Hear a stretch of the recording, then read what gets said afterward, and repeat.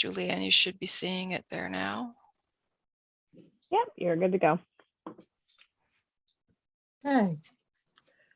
Good evening, folks. We will call our meeting to order, and we will begin by our land acknowledgement. I would like to begin by acknowledging that we are in Mi'kma'ki and the district of Sipekne'katik, the ancestral and unceded territory of the Mi'kmaq people. Next, we will have a moment of silent contemplation.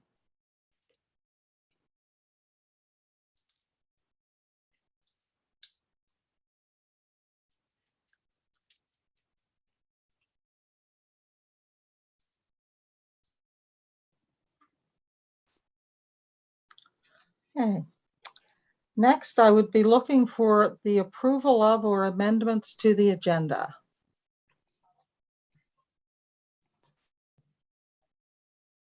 So moved. Moved by Councillor Perry, seconded by Councillor Green. Any discussion? Question. Question's been called. All those in favor? Aye. Contrary?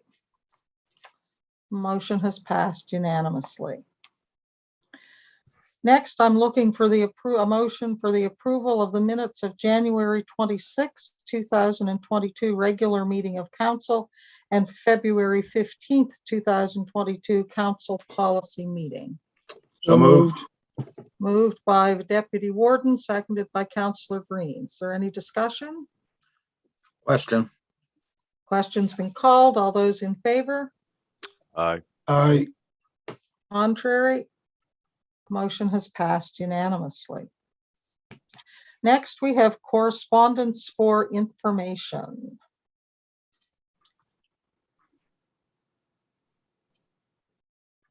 And we have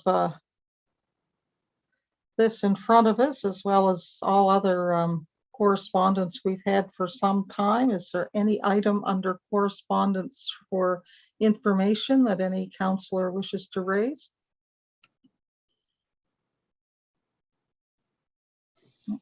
Seeing none, we will move to correspondence for decision.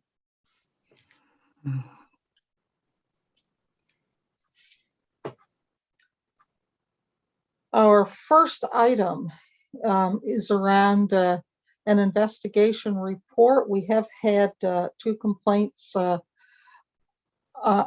our code of conduct against Councillor Tingley from Daryl Fardy and Aaron Smiley, and from Travis Simmons. You've had the information in front of you. As per our policy, the CAO has done an investigation into these complaints and has provided us with her opinion on whether or not a breach occurred.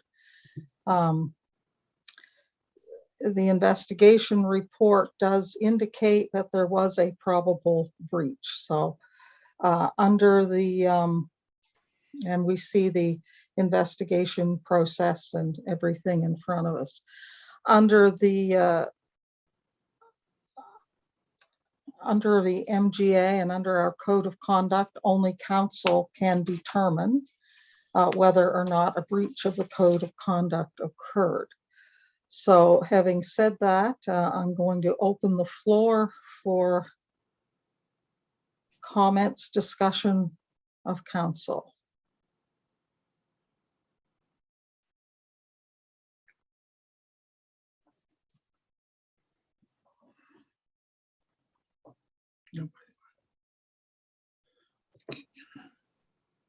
This is always Deputy Warden Mitchell.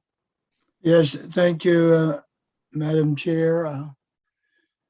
That site, East Tenth wants to know, is a site that I passionately avoid just because of, I might say something personally that was taken the wrong way. So I avoid going on that site and to give any comments. And being a person of color, I don't want to give anybody any ammunition to say anything derogatory to me or anybody else. So that's a site I try to avoid with a passion, and I think that hopefully Mr. Tingley will understand that's a site that he doesn't want to be on. even if you give an opinion that you think isn't detrimental to what other people are thinking, some people always find a way to take it personally and want to get back. So that's a site I avoid. I do comment on my Facebook site, but I do not say anything personal. I just give my general opinion on a situation and not naming anything in particular. It's just, and I just end it with, those are my comments. Thank you. Understanding that, Deputy Warden, but the decision that we have to make tonight is whether the comments that were made in a public forum constitute a breach of our code. Councillor Perry. Thank you, Madam Warden. When looking at the complaint letters and looking at the report and seeing the response by Councillor Tingley, as a new member to council, he accepted responsibility for what he said.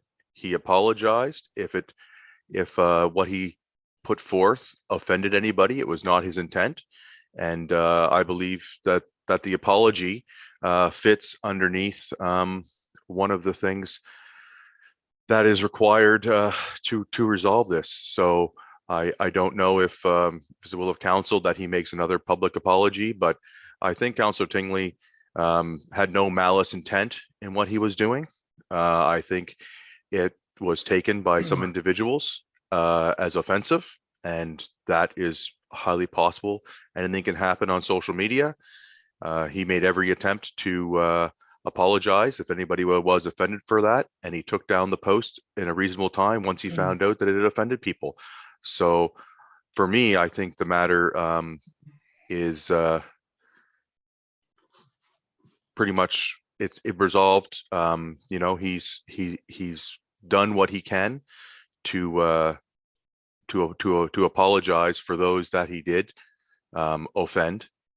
And to go along with the deputy warden, there are some, and I'm not saying this is the case for these individuals, but on some of these sites, even the good news that gets published about a new park, about anything positive happening in the community seems to bring out a lot of negative. And I agree with the deputy warden. Be very careful when you try to use such platforms to inform the community, because there are some people out there that are just looking for anything to jump on. Thank you. So what we are required to do is to determine whether or not a breach occurred. And if the policy was breached, we can certainly accept Councillor Tingley's apology as the restitution for that. If it's the will of council, that would be what would happen. Deputy Warden. Yes, getting back to just to follow up my earlier comments, I think a breach was done, but I accepted Councillor Tingley's apology. I would like to see him to reach out personally to the two complainants and personally apologize to them so they understand that he meant no harm. Thank you. Councillor Garden Cole.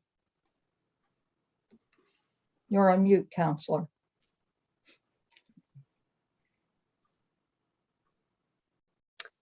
Thank you, Madam Warden. I just wanted to mention what the Deputy Warden actually just spoke of, and that was that we are referring to this issue not just from our perspective, but it's from the complainant's perspective. So that's who this should be directed to. Am I right? Our policy allows for a public apology. Kim, do you want to weigh in on that? Yes, Madam Warden. So the question in front of council is, was there a breach of the code? And if so, what would the reprimand be for that breach? And in the report, there's 6 ways that a reprimand can happen.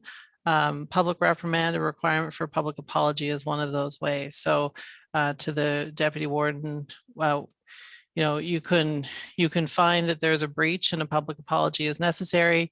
You can find that there was a probable breach, but not a breach of the code, but still request that Councillor Tingley issue an apology to the complainants. There are other things such as suspension and expulsion and whatnot, but typically those would go in line with whatever the breach of the code was. So if you had a counselor, for example, who was sharing in-camera information, you may say that they weren't allowed to come into in-camera meetings in the future, those types of things. So I guess what council needs to decide is, was there a breach? And if there was, what's the appropriate follow-up action? And for an apology, it would either be a public apology or an apology, directly to the two complainants. And a public apology could be as simple as Councillor Tingley apologizing here this evening. Absolutely. Okay, so we have heard from the Deputy Warden that he feels, however inadvertently, that, and I'm sure we're all in agreement that if there was a breach, it certainly was not a deliberate thing. It was not intended to be so, but that a breach did occur and that an apology would be in order. Is that correct, Deputy Warden? That's correct. Are you prepared to move a motion to that effect? I'll move that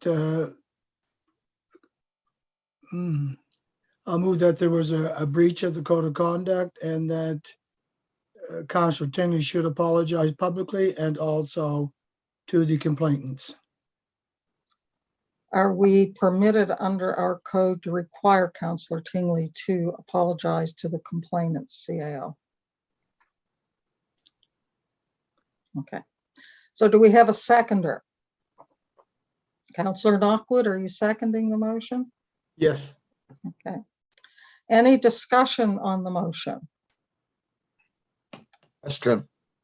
And before, I would just ask if Councillor Tingley has any comments before we go to the question. Yeah, I really don't have any comments. I do not want to defend this in any way, and I am prepared to apologize to these people. Thank you. Councillor Rhino to the motion. Just to clarify, Councillor Tingley, we will not be voting on it.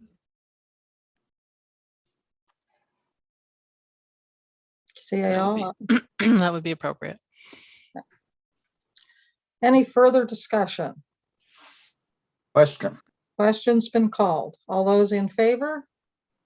Aye. Aye. Contrary? Motion has passed. So I would, Councillor Tingley, would you like to take the floor at this time or at a later time? No, this is fine. Through the warden, I do apologize for these comments. They obviously did offend some people, and I don't want to offend anybody, and I do not want to attract any negative attention to council. I'm not a regular person that posts on Facebook, and I certainly won't be posting any information, whether it's correct or not, on Facebook or East Hants Wants to Know going forward. But certainly to those people, I apologize, and I will reach out to them as well, and hopefully meet them in person and apologize to them. Thank you. Thank you very much. I believe that concludes the issue. And moving along, we have a letter from Nsfm. And I'm going to ask the CAO if she'll give us a little background on this one. Sure, through you, Madam Warden. This invoice came in from the Nsfm. The invoice is broken out between membership dues for the NSFM, and there's a small amount that a few years ago councils agreed for the AMA professional fees to fund one of their policy advisors who gives us advice on the policy front, us being municipalities in general, for the Association of Municipal Administrators. When the invoice came in, it was significantly higher than we expected. So I had reached out to the NSFM and asked the question, why was it so much? Looking back over the last 3 years, we have had a 42% increase since 2019 in their dues. And since last year, it's a 14% increase. So we did get a letter back from Juanita Spencer, who is the CEO of the NSFM, explaining why they have increased their dues and what it's related to. And I really don't expect that council will have particular issue with this. The work that the NSFM does is good work. But I thought it was important that you know, because it is council is the member of the NSFM. I felt it was important to bring this to your attention and have you authorize paying this increase to the NSFM dues because it is part of the council cost center. I certainly can process the invoice under my authority, but from a budget perspective, I felt that it was important that you were aware. And based on the fact that they're funding one of these positions, a portion of it from surplus, I can only imagine that you'll see some increases next year as well, as those surpluses, same idea as when you budget from surplus. When you no longer use the surplus, you have to increase your rate. So really for information of council as it relates to the NSFM. Question related to it. Would this be common that the board would make a decision that they needed to hire more people without consulting or notifying the membership of NSFM? Through you, Madam Warden, I believe the board likely has that authority to do that. They set the budgets, and I don't know. I don't believe the budgets are actually approved at the AGM for the NSFM, and if they were, they've been approved. So they were approved last year. I guess my question to the NSFM was more around issuing an increase of 14% without explanation. And we do have an explanation now, but I believe we're the only unit that has received the explanation because we asked for it. So I'm not sure what kind of consultation they've done with their members. I'm not at all of their meetings, but certainly the board feels like they have that authority to increase that in their budget. Thank you. Councillor Perry, followed by Councillor Rhino. Thank you, Madam Warden. Through you to the CAO. With these increase in positions, and you know, I look at the letter and I don't really see anything, being engaged with the province for service exchange and MOU negotiations. Like, a lot of the items that are seen to be on this list are meant for the big cities. Infrastructure, asset management. I mean, we're tackling that on our own. I don't know if we're receiving any help from the NSFM for these items. So I would expect if they're going to be expanding their complement of employees and things, that there should be some discussion with the municipality units about, are these the services that the entire NSFM wants? You have a very small board making decisions for 52 municipalities. That's quite large. And if they are already operating under a deficit, it just concerns me going forward about their financial management under this model. Thank you. Okay. Councillor Rhino. Just a couple of questions there, Warden. First thing was, did everybody receive a blanket increase by the same proportion? I believe so, yes. You believe so? Yeah. All right, so is there any options here that we refuse to pay the increase and pay last year's dues? Or is there any options like that available? Through you, Madam Warden, I think you would have to write them a letter expressing your concern over the increase, and that would have to be written to the board and not to staff. I was dealing with staff at the Nsfm, but if council wanted to question this further, then the mechanism would be to write a letter to the board. Well, I'm just not happy with the explanation. I would prefer to pay at last year's rates and get further explanation from the board itself, not just staff, whether we'd probably get the same thing though. What would happen in the long and the short of it if we didn't pay this bill at all and said, no, we're not paying just because of the increase? I know we'd lose, but what would be the effects? We would no longer be a member of the know. NSFM. I know that. What's the impact of that? Mm-hmm. Well, the Nsfm, as you can read in the letter, they do, they've been operating under the resolution model for quite some time. They are moving their corporate structure or their membership structure. And that information was shared with wardens last week. I'm not sure if it's been shared with all of the membership. Does everyone get the Monday memo? NSFM Monday memo? I think Yes, all I believe so. councilors get the presentation that was provided to mayors and wardens was provided there, but that was more on the solid waste and that. I don't know that anything, I'm not sure if anything has been shared about their proposed new structure that they're looking at. And are we aware of any other council that has questioned this increase? No, I am not. No. I just feel really, I don't like it because, you know, they know we'd lose a fair amount of influence by not signing on and paying their membership dues. They're knowing this, knowing 99.9% sure that everybody's going to pay their dues. And I really, the way that business is done, I'm not very happy with it. Thank you. Any further comments? Councillor Garden Cole. Thank you, Madam Warden.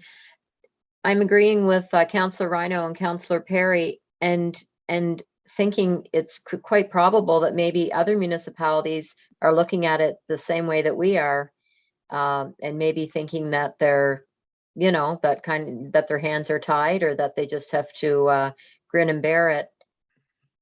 I don't know if there's a way of contacting even neighboring municipalities, you know, to see what their idea is on it, or just go ahead and do what we're going to do based on our feelings about it. But we may not be the only one, that's for sure. Councillor Musa. Thank you, Warden. A question to the CEO. So by doing their meeting on Zoom, did they lose any money from doing it in person? Through you, Madam Warden, I'm not sure of the ins and outs of their budget. I know that the Association of Municipal Administrators did lose out from that. I would add that the Nsfm, I mean, it is a federation of municipalities, so there is benefit to being in the federation. There's absolute benefit that this organization has given us over the last year. They coordinated the $1.4 million, the Restart funding program.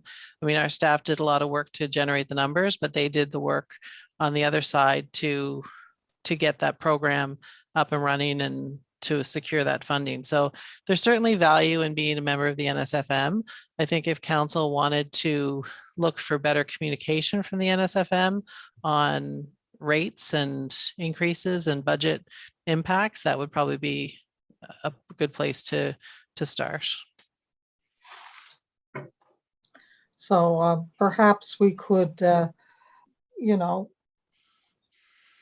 perhaps we could write to the NSFM and copy all members and just, you know, request that when we have increases of this nature, that we receive better communication, such as the CAO has said. And I think if we wish to remain a member of NSFM, this is the invoice for this year. Councillor Perry. I couldn't agree with you more, Warden. One of the things I find funny is every time the province institutionalizes a rate hike, and if there's not sufficient notice, being I think a 12 months notice that it's coming, the NSFM are the first ones at the front of the line to complain about it and say how wrong it is. And I believe in the letter we send to them is that they should be required to provide this financial information that they were going to operate out of their surplus, that they were at a deficiency, was known not just in the past month or two. This could have been communicated more in advance to let all municipalities know, because this is something, even though right now it seems like a small amount of money, but it is still taxpayer money and it will come out of our budget. And this is something that we should have had before we started the budget process, because they would have known they needed it. So I'm not saying the NSFM doesn't do good work. I'm just saying the way that they're operating really needs to be looked at. And our displeasure should be made clear to them that we should have been received notice. And I agree with the CAO, or I believe the CAO said we should copy all other municipalities in our response so they understand that we feel this way, because I would imagine many of them feel the same way too. Thank you. So is someone, Councillor Hebb? Thank you, Madam Chair. There's no doubt in my mind the NSFM is very important to this municipality, as all municipalities, and as the AMA is also. And it is our voice. If we're not a member of that, we don't have a say in anything that comes up, whether from another municipality or whether it's from this municipality. And I know we put things forward in the past through that, and it's worked well for us. It's unfortunate that we're in the situation we are in, and I agree with everything that's said. We should have been notified of this, but the old saying is too little, too late. So I think we should pay the bill and move on and send the letters out and let them know that next year, if there's any increase or any of that kind of, the explanation should be out prior, few months ahead of time, so that we can prepare for that. Thank you. Do you need a motion, Madam Chair, Well, for I was this? gonna say, is someone prepared to move a motion that we send correspondence to NSFM requesting earlier and clearer communication around future increases to to the dues, and also to move to pay the invoice for this year is what we'd be looking for. I would make that motion. Second. Second. Seconder, seconded by, oh my goodness, Councillor Perry. To the motion, Councillor Speaking Perry. to the motion, yeah, and I hope in that letter we'd also communicate that we are displeased with how this process went, because this is not. They expect more clear communication from the government organizations that they deal with. They should be doing the same to us as well. What's good for the goose is good for the gander. Thank you. Okay. Councillor Rhino. He's gone. Disappeared.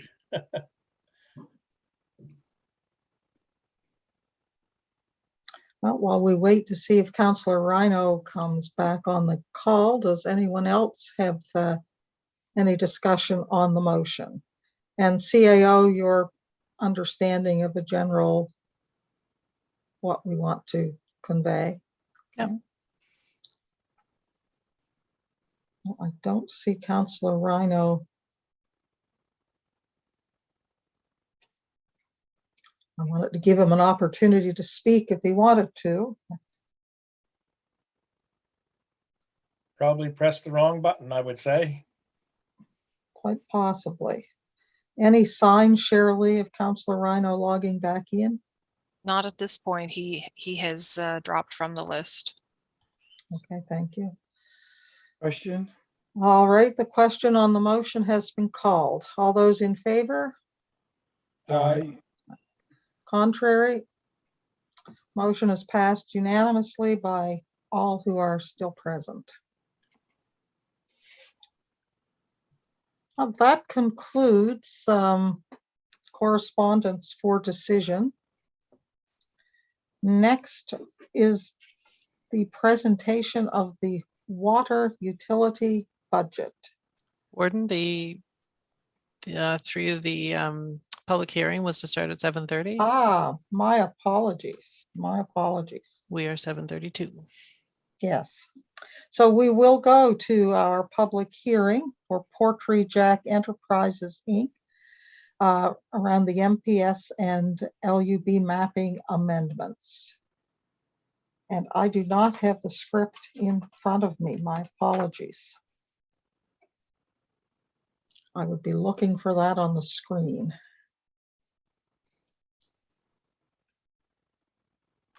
Shirley, I don't have access to the to share for my presentation as well. Just one moment. My apologies. I normally print these. I don't know why I didn't this evening. I printed the agenda. John, are you able to share the script for the warden? Let's see here.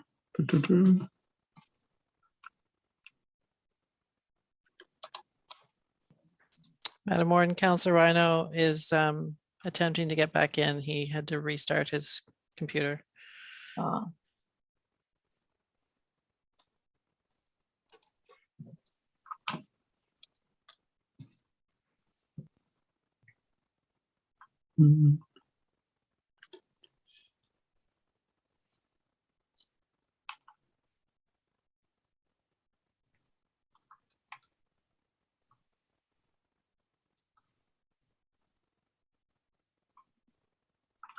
So there it is. So, Okay, councillors, this evening we have one item on the public hearing agenda. The purpose of this hearing is for council to hear input from the public prior to making a decision on the proposal. To the members of the public who have chosen to participate this evening, welcome. Please note that council's procedural policy requires that you not cheer, boo, clap, or otherwise disrupt this hearing. Anyone who wants to comment or ask questions will be provided an opportunity to do so. Tonight, council may approve, reject, or defer its decision on the proposal to a later date. Council approval is required for the proposal to proceed. I will now ask the municipal clerk to outline when the public hearing advertisements were published. Madam Warden, a public hearing notice appeared in the February 9th and 16th editions of the Chronicle Herald. The notices described the proposal, gave the date and time of the public hearing, and indicated the staff reports were available to the public. Councillors, the public hearing this evening is for a proposal to amend the municipal planning strategy and land use bylaw. I would now ask the chair of the Planning Advisory Committee to present his report. Thank you, Warden. Planning Advisory Committee has considered the proposal on behalf of Municipal Council. The committee has reviewed staff's reports, completed their evaluation, and will make a recommendation to council during this hearing. Madam Warden, through you, I would now ask staff to present their final report on the proposal. okay, just a moment, just have to switch screens here.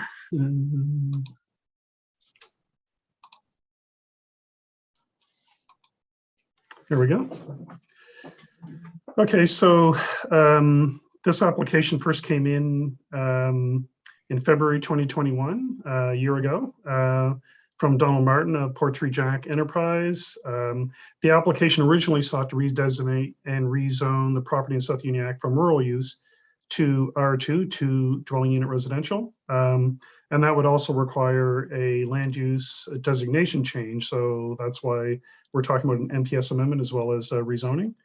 And so a public information meeting was required for that type of application, which was held back in April 2021.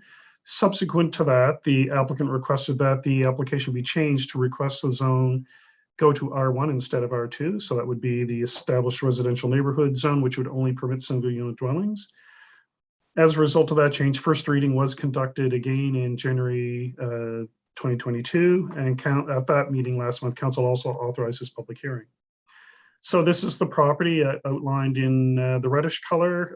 It borders the South Uniacke Road here and borders the Sackville River here, as well as a boundary with Halifax Regional Municipality on the white area here. As you can see, the surrounding zones are mostly RU, rural use, which is what the current zone is. There is a separate zone along the river, our watercourse greenbelt zone, and that zone is specifically designed to protect watercourses. There's also some R2 zoning a little further along Eder Road, as well as some open space zoning on the other side of the South Uniacke Road. The property itself is just over 41 hectares or around 100 acres. The abutting zoning in HRM on this side is what they call mixed resource, MR1. And that it's fairly similar to our rural use zone. So similar types of land uses can occur there. So the development proposal is for a low density subdivision of single unit dwellings or a potential of up to 50 lots. And there's a concept here, but I don't think it will actually end up in 50 lots when you consider there's no open space accounted for out of this concept plan, or there's also a large wetland here that needs to be considered. So, you know, this is a concept showing a road coming in off the South Uniacke Road and proceeding right through to the HRM boundary, with a road reserve here and another street here. That, of course, could change through the subdivision application process. It's just a concept. The Mount Uniacke Growth Management Area is fairly unique. It's our only growth management area that allows unserviced development, so with on-site sewer and water. This property is zone RU, which does not allow new roads, so that's why the property would need to be redesignated and rezoned. And in evaluating the application, staff found the proposal was generally consistent with the specific policies associated with the Mount Uniacke Growth Management Area. I mean, the whole point of a growth management area is to encourage growth, so it makes sense that you would allow development there, as well as some general policies relating to amending the NPS and the land use bylaw. Council's decision is not appealable because you are amending your NPS as well as your land use bylaw. And we also had a fiscal impact analysis completed by our finance department, which estimates a net benefit to the municipality of about $60,000 once the development is complete. Reviewing agencies that reported back, well, the RCMP had no particular concerns other than they were a little bit questioning if that road goes into HRM and there's further development in HRM, who services and how do you get to that portion of HRM through East Hants would create some jurisdictional issues for them. But what we learned from HRM is that they're not anticipating any new roads in that area of HRM based on their current planning policies there. Nova Scotia Public Works advised that they are not going to require a traffic impact study for this development. Their other comments really related to things like the intersection location and drainage, which get addressed at the subdivision stage. And similarly, our infrastructure and operations department in East Hants comments related to the road layout, again, that would be addressed at subdivision stage. The Sackville Rivers Association commented, had some fairly general comments about the river and their desire or concern, I guess, that any development has the potential to harm a watercourse, so some caution there. They're also hopeful that the portion of the property that's zoned watercourse greenbelt stays watercourse greenbelt, and they're actually also hopeful that it comes into public ownership, so that their vision of a future river conservation corridor trail through HRM and East Hants can move ahead. And that WG portion of the property is not proposed to be redesignated or rezoned. And our East Hants Parks, Rec and Culture commented, they again relate to the open space acquisition, which gets dealt with at the subdivision stage. They did indicate that they may be interested in acquiring land along the river to, I guess, explore this idea of a trail through there and connecting into HRM. I guess the issue for me that got the most scrutiny was hydrology. And so the applicant did engage Richard Gagne from Earthwater Concepts to prepare a level 1 groundwater assessment for the development. And what he found was that there's probably potential for 500 additional dwelling units in this area within the groundwater recharge area. I guess out of an abundance of caution, he actually recommended the level 2 assessment, but I talked to Richard about that, and he's essentially saying that's really out of an abundance of caution because there's a lot of glacial till in the southern portion of the property, so we can't read the land as well as you can in the north portion. So that was really out of an abundance of caution. He's actually more concerned about the way the properties get developed and potential well interference, which can happen in any subdivision, I guess, from one lot to another. So after discussing the report with him, I guess I'm not recommending that we require a level 2 assessment, but really there's a high probability that those 50 potential lots are going to have adequate quantity of water and also quality of water. In terms of citizen engagement, in addition to the ads that the clerk mentioned, there was an initial ad put in the paper back in March 2021. And as part of the review process, that public information meeting was held in April 2021. There were 15 participants. It was held online. And the comments that were raised at the time had to do with the condition of the road and the bridge, impacts of development on property taxes, the environmental impact on the Sackville River and wetlands, and the impact on wells in the area. A survey was also circulated to about 50 property owners within 500 meters of the site in August 2021.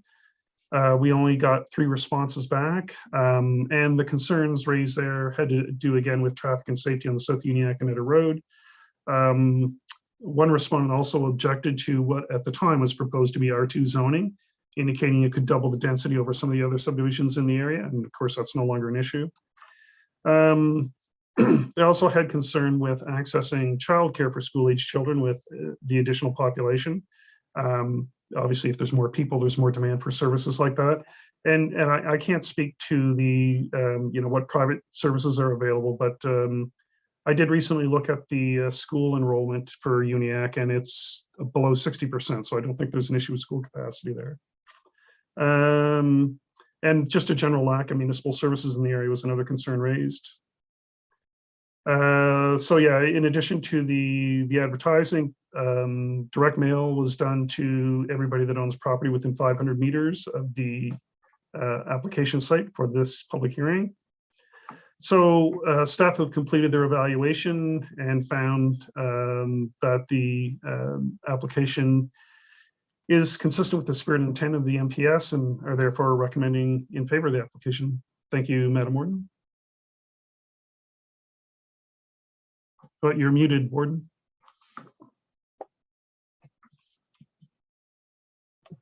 Does any member of council have any questions for staff? Deputy Warden Mitchell, followed by Councillor Musa. Is there anyone else? Go ahead, Deputy Warden. Thank you, Madam Warden. Through you to staff, changing from RU to ER and R1, does that affect other RU properties within the municipality? To you, Madam Warden, no, this is site specific to just this property. Okay, so no other properties could follow under this. Okay, thank you. Councillor Musa. Yeah, just a question to John. When you say up to 50 lots, you cannot go over, even if the perk test showed that they can have more? Through you, Madam Warden. Well, that concept plan, I mean, they could if they could actually meet the minimum lot and frontage requirements, but I highly doubt it. Just the concept really, I guess, tried to maximize the lot yield, and so I think it's a maximum. I think the result would probably be closer to 40 lots. Yes, but I have no problem with that, but just a question. If they figure out they could have 60, they can. Like, it's not limiting them to only 50. Through you, Madam Warden, correct. I mean, they have to comply with the land use bylaw and the subdivision bylaw in terms of the lot requirements, frontage, and so on. But yes, if somehow they're able to get enough road frontage and enough area for that number of lots, they could increase it. Thank you. Any further questions for staff?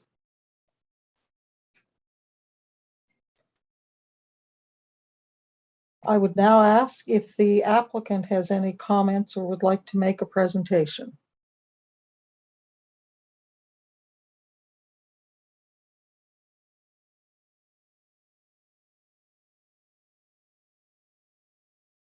I believe the applicant is with us, but I am not seeing any requests to speak.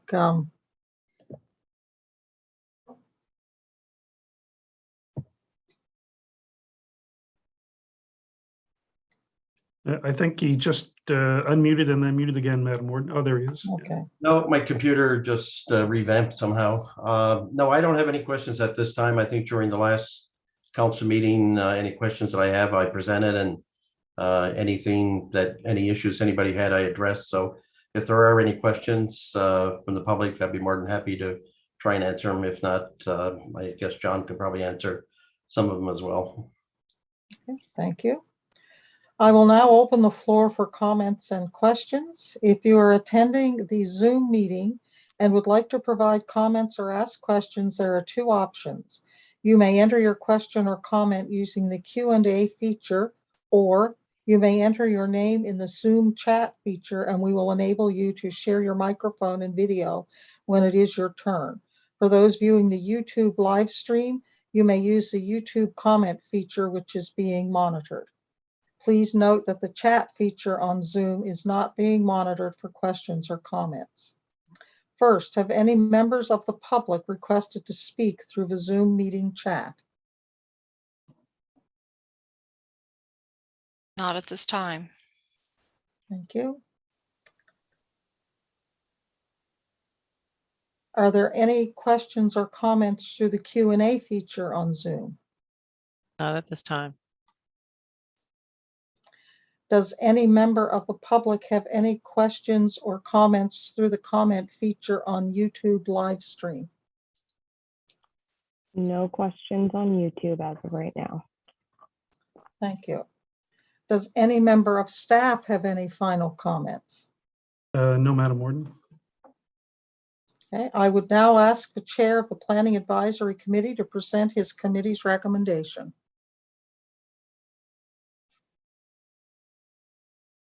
You're muted, Counselor. Sorry about that. The Planning Advisory Committee recommends to Council that Council give second reading to amendments to the MPS and LUB that would change a portion of PID number 451-41496 from rural use RU to established residential neighborhood ER designation and from rural use RU to established residential neighborhood R1 zone. As chair of PAC, I so move. Second. Seconded by Councillor Musa. Are there any final questions or comments from municipal councillors?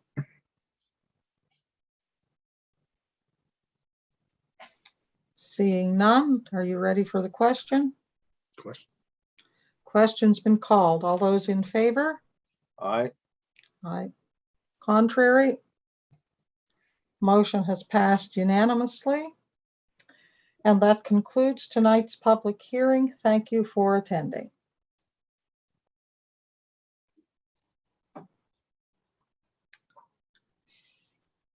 Now we will go to the water utility budget. Over to you, Sue and Janice.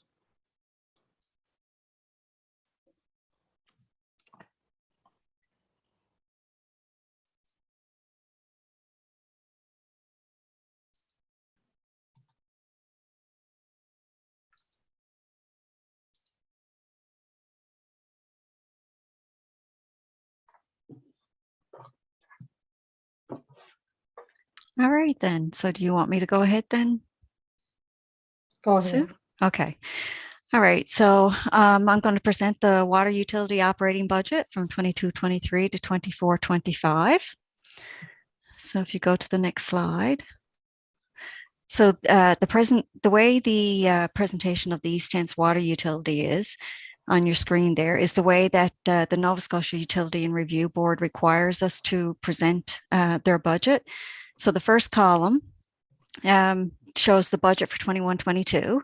And then the second one shows the projections for this year. And then the next one is the 22-23. The following one is the 23-24. And the next one is 24-25. So they actually require a 3-year operating budget. So then the way the categories are, it starts with operating revenue. So within the operating revenue, we have metered sales. So that's your base charges and also your consumption revenue. Then we have the public fire protection, bulk water station, which is in Enfield. And then we have our miscellaneous income. And the miscellaneous income is made up of revenue from disconnections, sprinklers, and fire hydrants. Then the next section is your operating expenditures, and that is made up of the categories, of course, what the Nova Scotia Utility Review Board requires. So you have your source of supply, power and pumping, water treatment, transmission and distribution, administration in general, and your depreciation of your assets for your total operating expenditures. Then it gives you your net operating revenue and expenditures, which is the difference between your revenue and your expenditures. Then we talk about the non-operating revenue, which is just the interest from our bank accounts. And then we have obligatory reserves and a one-time thing that we did this year for a transfer from accumulated surplus for 21-22, which is also projecting for 21-22 as well, to bring in surplus to fund the debt that's coming due in 21-22. And then you have your non-operating expenditures, which is your bank and finance, your bank and finance charges, your interest on your debt, the principal on the debt, and then any capital expenditures out of operations. So then you get the net between the non-operating revenue and the non-operating expenditures. And then the total, the difference between the two then is your net revenue expenditures for the year of $16,667. We're projecting right now 38,000. The following year, we're projecting a deficit of 75,822. The year after, deficit of 124,823, and the year after that, 13,377. Then it also requires us to show our accumulated surplus already of 1.7 million, and you see that down in the next column. Then it shows the transfer from accumulated surplus, and then our estimated surplus at the end of the year, which is 1.5 million. Then the following year is 1.4 million, and then the following 1.3, and the next year 1.3 as well. So the staff right now are not concerned with the fact that we're projecting a deficit in the next 3 years because we have such a high surplus there of 1.4 million. So there is no concerns right now of showing a deficit of 75,000. Okay, that's that one. So then, okay, so I already talked about your operating expenditure. So now I'm just going to do, so I already said that we have a budgeting deficit of 75,000. So that is made up of, the next thing I was going to talk about was the rate review. So the last time the rate review was done and the rates were set was back in 1920. So we're using the same rates now for the next 3 years. And it's the consumption rate is 271 per cubic meter and 1234 per 1,000 gallons. The revenue, which is not in this slide, but just for information, the metered sales for 22-23 is based on our projections for 21-22. So it's a slight increase over last year. It's an additional 36 meters. And then our consumption is playing games with us because of COVID. So we're using it based on 19-20 consumption numbers. So then the next, which is the source of supply, there's an increase of $30,000, and that's mostly made up of the new drone services of 12,000, our signage of 4.5, decommissioning of well of 5,000, and staff are recommending blue algae equipment and test strips this year for $7,000. Then we have our power and pumping increase. So from budget of 22-23 to 21-22 of $50,000. And that is made up of mostly the signage and replacement of hydrant markers and replacement of valves and pumps. And then the next professional services, we had budgeted that in 21-22 and now it's deferred to 22-23. So it's a one-time expense of $100,000 with money coming in from obligatory reserves to offset that. Okay,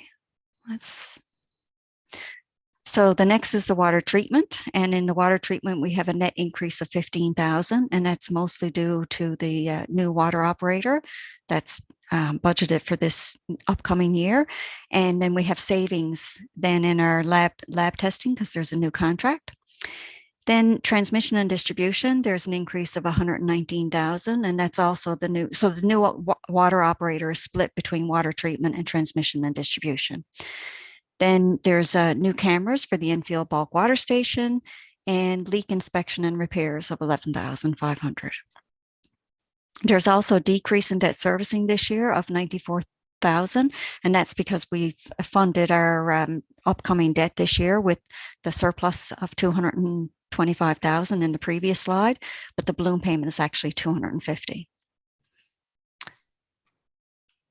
And that's it. So don't know if anybody got any questions for me. Anyone have any questions? Councilor or Deputy Warden Mitchell. Thank you. Through you to staff. Those last few bullets or pages, are they supposed to be part of the package that was picked up at the office or no? Under the water utility?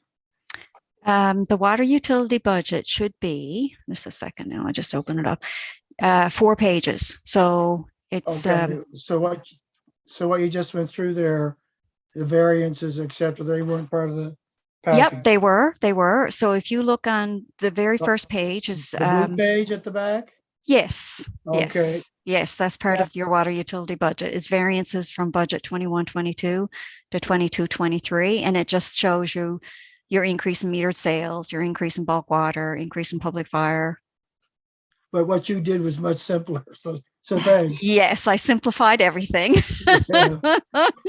And the net impact was 93,000. Yeah. Okay. Yeah. Councilor Eisner, did you have a question? Yes, through you, Warden. You talk about the new cameras for the infield bulk water. Is that for the payment system or is that just for security? Jesse? I'll defer that to the director of INO. Certainly, through your chair, that is, it's for site security. Right now, we don't have visuals, and we've had several occurrences of vandalism on the site, and so we're looking to get just eyes on the site for ongoing surveillance, just for peace of mind. Okay, that's all I want to know. Thank you. Any further questions on the water utility budget? Councilor Musa. Thank you, Warden. My question is about the surplus. Is that what you have in reserve? Through the Madam Warden, what happens with the water utility is they have an operating surplus. So it's different than our other operating for the municipal operations, because our surplus at the end of the year has to go to reserves, whereas the water utility shows like an accumulated surplus, kind of like a business. It's like their net. Yeah, I understand that. I run my business like that. So, okay. So my question is, the CAO was always against like bringing money from surplus, from reserves to cover a deficit. Is that a healthy surplus for the water utility? Yes, it is. It's very healthy. We can operate it like that, like the deficits that the deficits that are being proposed there right now is not a concern right now, because really we don't know what the growth is going to, how fast the growth is going to be in the water utility over the next 3 years. Because with all this new development coming in lands, we're very conservative with our numbers. And like last year, we had budgeted an extra 30 meters, and we've actually reached 30 additional meters. So even though I'm saying a deficit, or even though it's shown a deficit there of 75,000, if we get faster growth than what we're projecting, which is 30 meters, we could probably break even. But with a $1.5 million surplus, we should be okay for the next 4 or 5 years. Yeah, my question is not around the meters, but if something major you need to fix, like water treatment or something like that, then you're gonna start borrowing money on it and stuff, right? Yes, well, right now we do have, this doesn't include the depreciation reserves that we have also set aside for reserves. This is just the operating. But yeah, I'm sorry. I can't, I don't Sue know. wanted to weigh in on Yeah. that, I think. Or through the warden. So it's a great valid question. Right now we have water rates that are up to 2019 from the most recent rate review. Right now staff don't have any concerns about projecting a deficit for the next couple of years because, as Janice said, our water consumption revenue right now is very conservative because of the last 2 years and COVID, and the numbers have been up and down. So it's been very hard to project what next year's consumption numbers and our revenues are going to be. And also, if for some reason we continue to run a deficit, then we will be obligated by the Nova Scotia Utility and Review Board to have another rate review. And in that case, they may recommend to us and dictate to us that we have to increase our rates. But we're not really right now seeing that is a likely picture at this time. We just know we have additional costs in next year's budget that we definitely need to account for, but the uncertainty is the consumption at this time and the revenues. So we may not, we're projecting it, but we may not actually recognize a deficit next year or the following year. It depends on what happens. And as Janice said, it depends on the development and how many more residential units come on and what that consumption generates for us. Yeah, thank you. Any further questions? Deputy Warden Mitchell. Just a last question through the staff. Is there a meter charge for having a water meter or just a usage charge? Through the Madam Warden, sorry, there is both. So there's we get a base rate, which depends on what size of meter you have, and then there's the consumption rate. Okay. So if you conserve water, your water bill would be less than somebody who doesn't, like my household. We do not conserve water in here in Shubenacadie. Thank you. You're welcome. Any further questions? Okay. So I would be looking for a motion to approve the East Hants Water Utility financial estimates. Motion is on the screen, except it's not to recommend to council. It is to approve because we are in council. Councillor Tingley. Yeah, through the warden, I'll move that motion. Do we I'll have a second it. seconder? Seconded by the deputy warden. Any discussion? Question. Question's been called. All those in favor? Aye. Contrary? Motion has passed unanimously. Thank you. So moving along, we will go into committee reports. First on deck is the Police Advisory Committee, Councillor Rhino.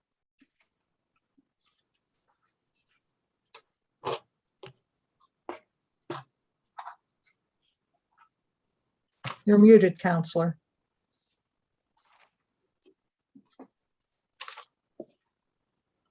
I can't wait till us to get back live again. Anyway, Warden Council, the committee held its regular meeting on February the 15th, 2022, virtually via Zoom. This is one motion coming forward as a result of the meeting. The committee received an update on efforts to fill vacancies on the committee. Also, in few other meetings, there was a resignation letter by Mr. Greg Dinsmore. So the Police Advisory Committee are recommending to council, the council direct staff to write a thank you letter to Mr. Greg Densmore to thank him for his service on the East Hants Police Advisory Committee. I do so move. Seconded by Counselor Green. Is there any discussion? Question? Question's been called. All those in favor? Aye. Contrary? Motion has passed unanimously. Also, Madam Warden, the RCMP presented their quarterly report, including an HR update, operations update, and calls for service data. Madam Warden, that brings me to the end of my committee report. As chair of the committee, I move the adoption of this report. Seconded by Counselor Knockwood. Any discussion? All those in favor? Contrary? Motion has passed. Next up, we have Corporate and Residential Services Committee, Counselor Perry. That's a long one.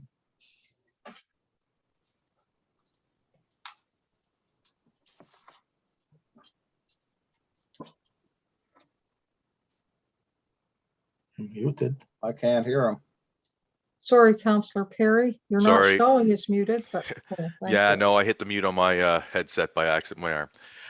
The committee held its regular meeting on Friday, February 15th, or held its regular meeting on February 15th, 2022 via Zoom, as well as budget meetings on February 3rd and 8th, 2022. The following motions are coming forward as a result of those meetings. December 2021 pension cost certificate. In July 2020, Council received the results of the December 31st, 2019 annual actuarial review of the pension plan. This review is now done every 3 years with interim cost certificates required each year and a new requirement under pension legislation in 2020. The cost certificate prepared by the external actuary does not have an impact on funding requirements for the plan. It simply updates the estimate of the plan's funded position for the pension regulator. The Corporate Residential Services Committee recommends to Council that approve the filing of the December 31st, 2021 actuary cost certificate attached to the February 15th, 2022 Executive Committee agenda, and that Plenus Consultants be appointed as the actuary for the Municipal of East Hants pension plan. As chair of the committee, I so move. Can we have a seconder? Seconded by Counselor Musa. Is there any discussion on the motion? Question. Question's been called. All those in favor? Aye. Aye. Contrary? Motion has passed unanimously. Walton and Tinsmith lease. At the September 2021 Executive Committee meeting, the Council received a report seeking direction to renew the respective community groups' leases for 10 years in alignment with the current lease terms, plus amendments to increase their annual operations and maintenance grants starting in 2022 with annual CPI adjustments. Council directed staff by way of motion C21-266 to have discussions with both community groups on the financial needs at the facilities in order to confirm the proposed increases will be sufficient. Staff have met with the respective community groups who have confirmed the operating fund increases met the requirements. The Corporate and Residential Services Committee recommends to Council that the lease of the Walton Area Development Association be reviewed for 10 years for the Walton Lighthouse at PID 45149085 as per the current lease terms and conditions, with amendment to increase the annual operation maintenance grant to $5,000 starting in 2022 to be adjusted annually for CPI going forward. As chair of the committee, I so move. Seconded. Seconded by Counselor Green. Is there any discussion on the motion? Question. Question's been called. All those in favor? Aye. Aye. Contrary? Motion has passed unanimously. The Corporate and Residential Services Committee also recommends to Council that the lease of the East Hants Museum Society be reviewed for 10 years for the Watson Smith and Sons Tinsmith Shop Museum, PID 45095668, as per current lease terms and conditions, with the amendment to increase the annual operations and maintenance grants to $13,000 starting in 2022, and to be adjusted annually for CPI going forward. As chair of the committee, I so move. Seconded. Seconded by Counselor Hebb. Is there any discussion on the motion? Question. Question's been called. All those in favor? Aye. Motion has passed unanimously. Enfield Earthkeepers. The former CN train station building, the building is located at the intersection of Highway 2 and Elmsdale Road. The municipality of East Hants has leased the building to the Enfield Earthkeepers since 2008, with lease renewals in 2010, 11, 14, 17, and 19. The current lease agreement is set to expire in July 31, 2022. There is no renewal clause in their current lease as per C18-284. In a December 3rd, 2021 dated letter reviewed at the December 2021 regular meeting council, the Earthkeepers requested their current lease be extended for 3-year term to terminate on the 31st of July 2025 with a 2-year option to renew. Council moved to direct staff to prepare a report outlining options following the expiration of the current lease term. Enfield Earthkeepers expressed an interest to make a presentation to council. The committee tabled the motion regarding the lease agreement until after the presentation is received from the Enfield Earthkeepers at a future meeting. Staff will work with the group to schedule the presentation. Workforce Development Plan. In communities across Nova Scotia and the Atlantic provinces, business have an urgent need for workers. The municipality of East Hants is one of many communities facing this issue and competing for talent. The East Hants Workforce Development Plan proposes recommendations and actions that council could choose to adopt that will assist local industry with attracting and retaining talent, as well as encouraging diversity and entrepreneurship within the region. The Corporate and Residential Services Committee recommends to council that council adopt the East Hants Workforce Development Plan 2022 to 2027. As chair of the committee, I so move. We have a seconder. Seconded by Councillor Musa. Is there any discussion on the motion? Question? Question's been called. All those in favor? Aye. Aye. Contrary? Motion has passed unanimously. Firefighter Long Service Awards. In December 2021, the Fire Advisory Committee recommended to council consider a long service award for firefighters with 15 years of volunteer service. At council's December 2021 regular meeting, council requested a staff report reviewing options for implementing an East Hants Long Service Medal program. The Corporate Residential Services Committee recommends to council implement a municipal program that recognizes volunteer firefighters at 10 years of service and every 5 years up to 19 years of service by awarding them a medal at the department's annual event, and that volunteer firefighters will be eligible if the nominee is alive on the date of the nomination, is nominated by the active fire chief of the nominee, has provided 10 years of volunteer service to their community, and that council includes $3,500 from the 2021-2022 year-end surplus to cover the cost associated with the implementation of this program. As chair of the committee, I so move. Seconded by Councillor Green. Is there any discussion on the motion? Question? Question's been called. All those in favor? Aye. Aye. Contrary? Motion has passed unanimously. The Corporate and Residential Service Committee also recommends to council, the council direct staff to send the question of whether the 10 or 15-year medals are on a go-forward basis or whether they would like them to apply retroactively to firefighters who currently have 20 or more years of service for discussion with the Chiefs Association. As chair of the committee, I so move. Second. Seconded by the Deputy Warden. Is there any discussion? Question. Question's been called. All those in favor? Aye. Contrary? Motion has passed unanimously. Mayor versus Warden. As part of the 2022 polling district review, council is considering whether to include a discussion on a mayor versus warden. To make a decision on this element of the review, council requested additional information from staff. The Corporate and Residential Service Committee recommends to council that council approve option 2, not to seek public input, and makes the decision to keep the warden system. As chair of the committee, I so move. Do we have a seconder? Seconded by Councillor Head. Any discussion on the motion? Question. Question's been called. All those in favor? Aye. Aye. Contrary? Motion has passed unanimously. Operational Budget 2022-2023. The Corporate and Residential Service Committee recommends to council that council approve the draft operating budget 2022-2023 amended as follows.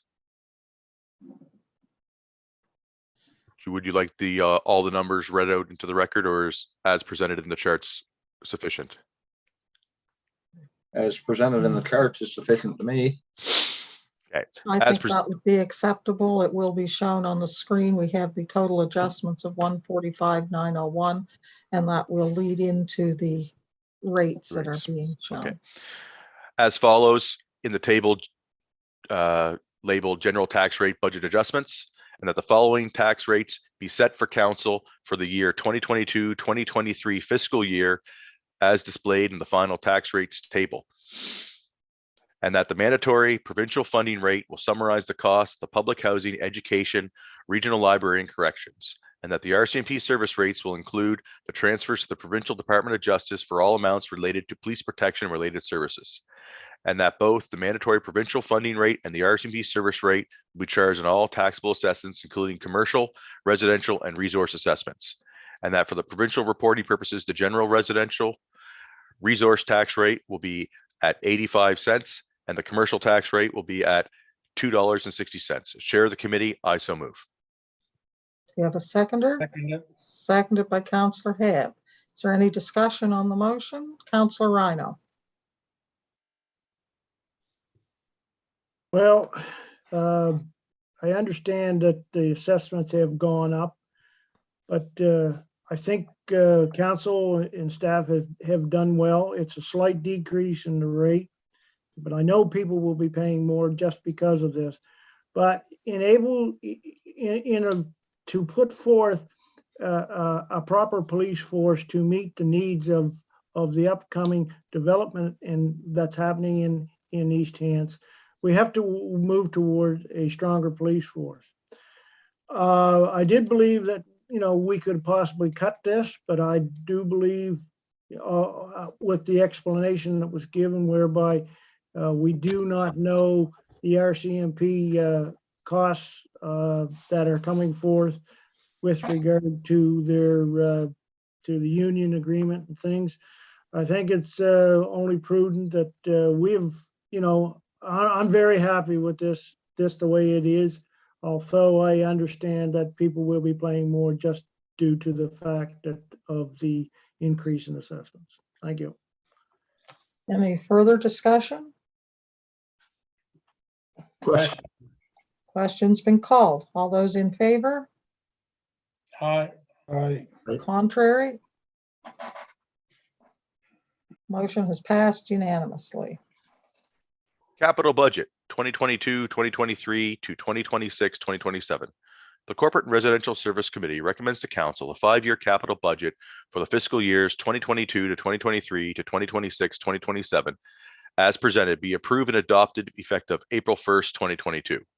Administration is given approval to proceed with the previously approved capital projects and those in the approval sought sections, subject to any conditions limiting such projects in previous motions of council or in policies of council. Should time permit, staff are authorized to embark on projects in this capital budget that require long-term pre-planning prior to April 1st, 2022. Projects approved for further study are approved in principle only. Amounts identified as approved for further study cannot be expended prior to a presentation of a full report to council for consideration on approval through a future capital budget process. Where time permits, staff are given the approval to proceed with approval sought projects from 2023-2024 prior to April 1st, 2023. And that any projects approved in the 2021-2022 capital budget not reflected as carry forward to the 2022-2023 capital budget, but are substantially committed at March 31st, 2022 shall be carried forward to the 2022-2023 based on remaining budget at March 31st, 2022. And that this 5-year estimate of capital spending forms the capital investment plan, CIP, as required by the federal and provincial government funding agreements.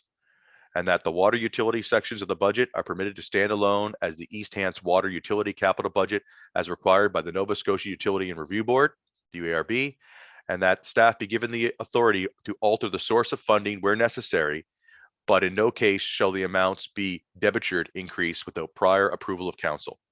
And that council seek ministerial approval for temporary borrowing resolution for any amounts in this capital budget under the debiture debt category of funding.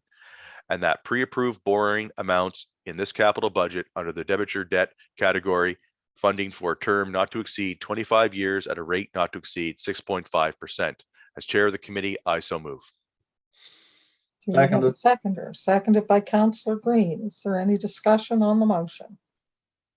Question? Question's been called. All those in favor? Aye. Contrary? Motion has passed unanimously. Discussion regarding in-person meetings. The Corporate Residential Service Committee recommends the council resume in-person meetings in council chambers as of March 1st and leave the Fire Advisory Committee meeting on March 3rd, 2022 up to the discretion of that committee. As chair of the committee, I so move. Seconded.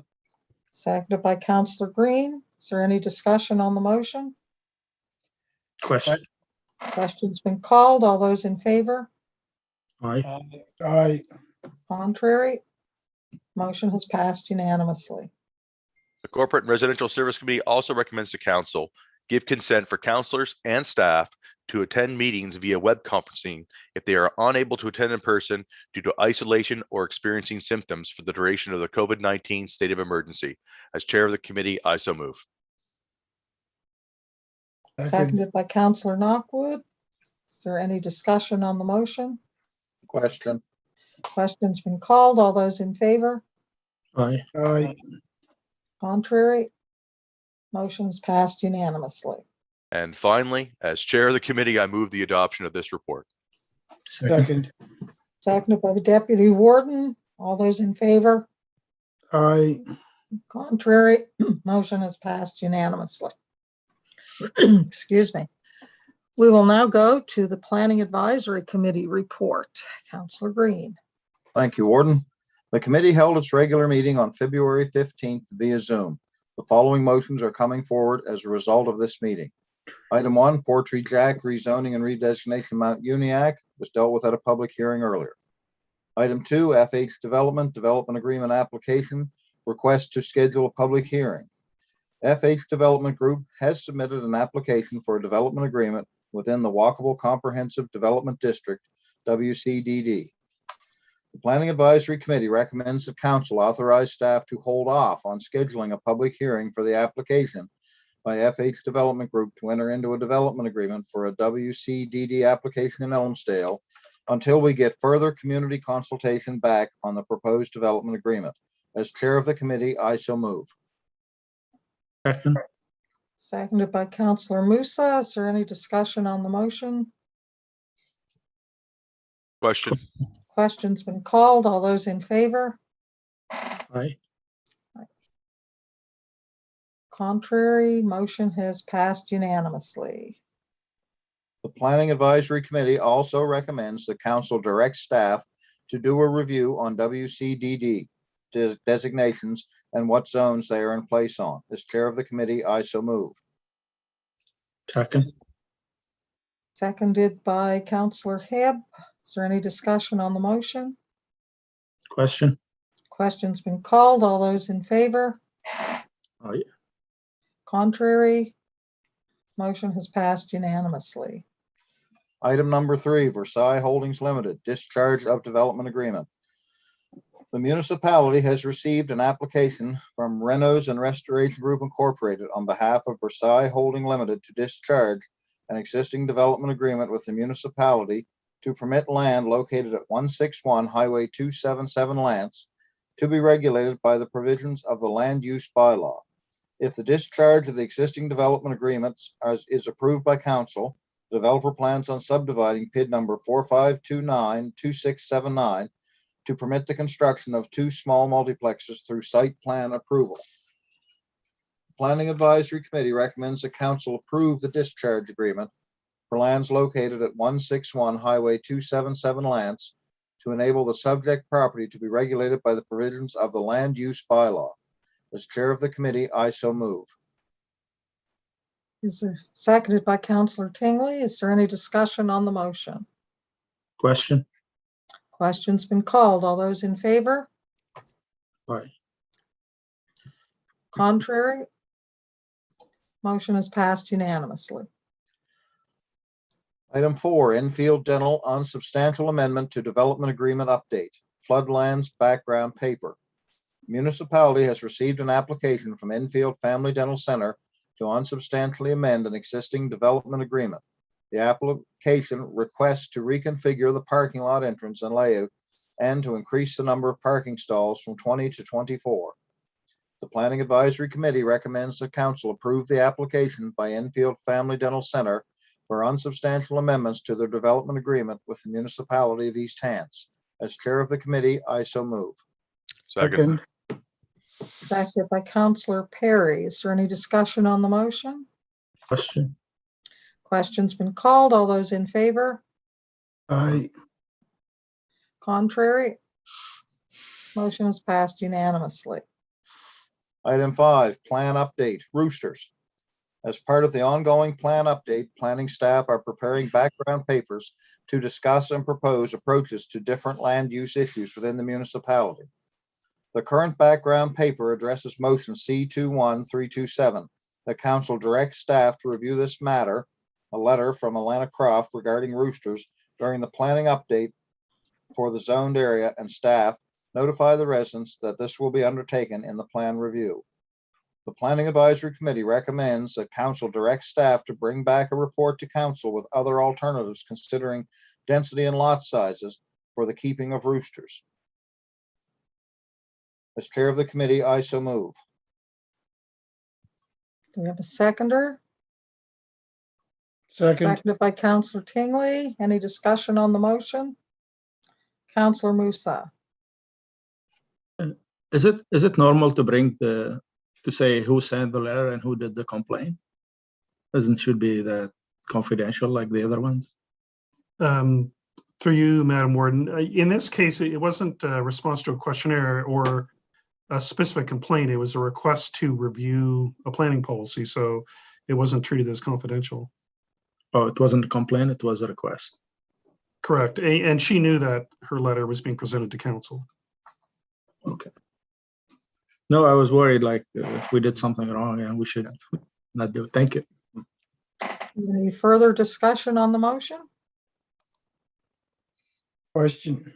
Question's been called. All those in favor? Aye. Contrary? Motion is passed unanimously. Item 6, campground licensing report. As part of the plan update, planning staff presented a background report on campground development to Planning Advisory Committee at their November 16th, 2021 meeting, which proposed to regulate campgrounds through site plan approval.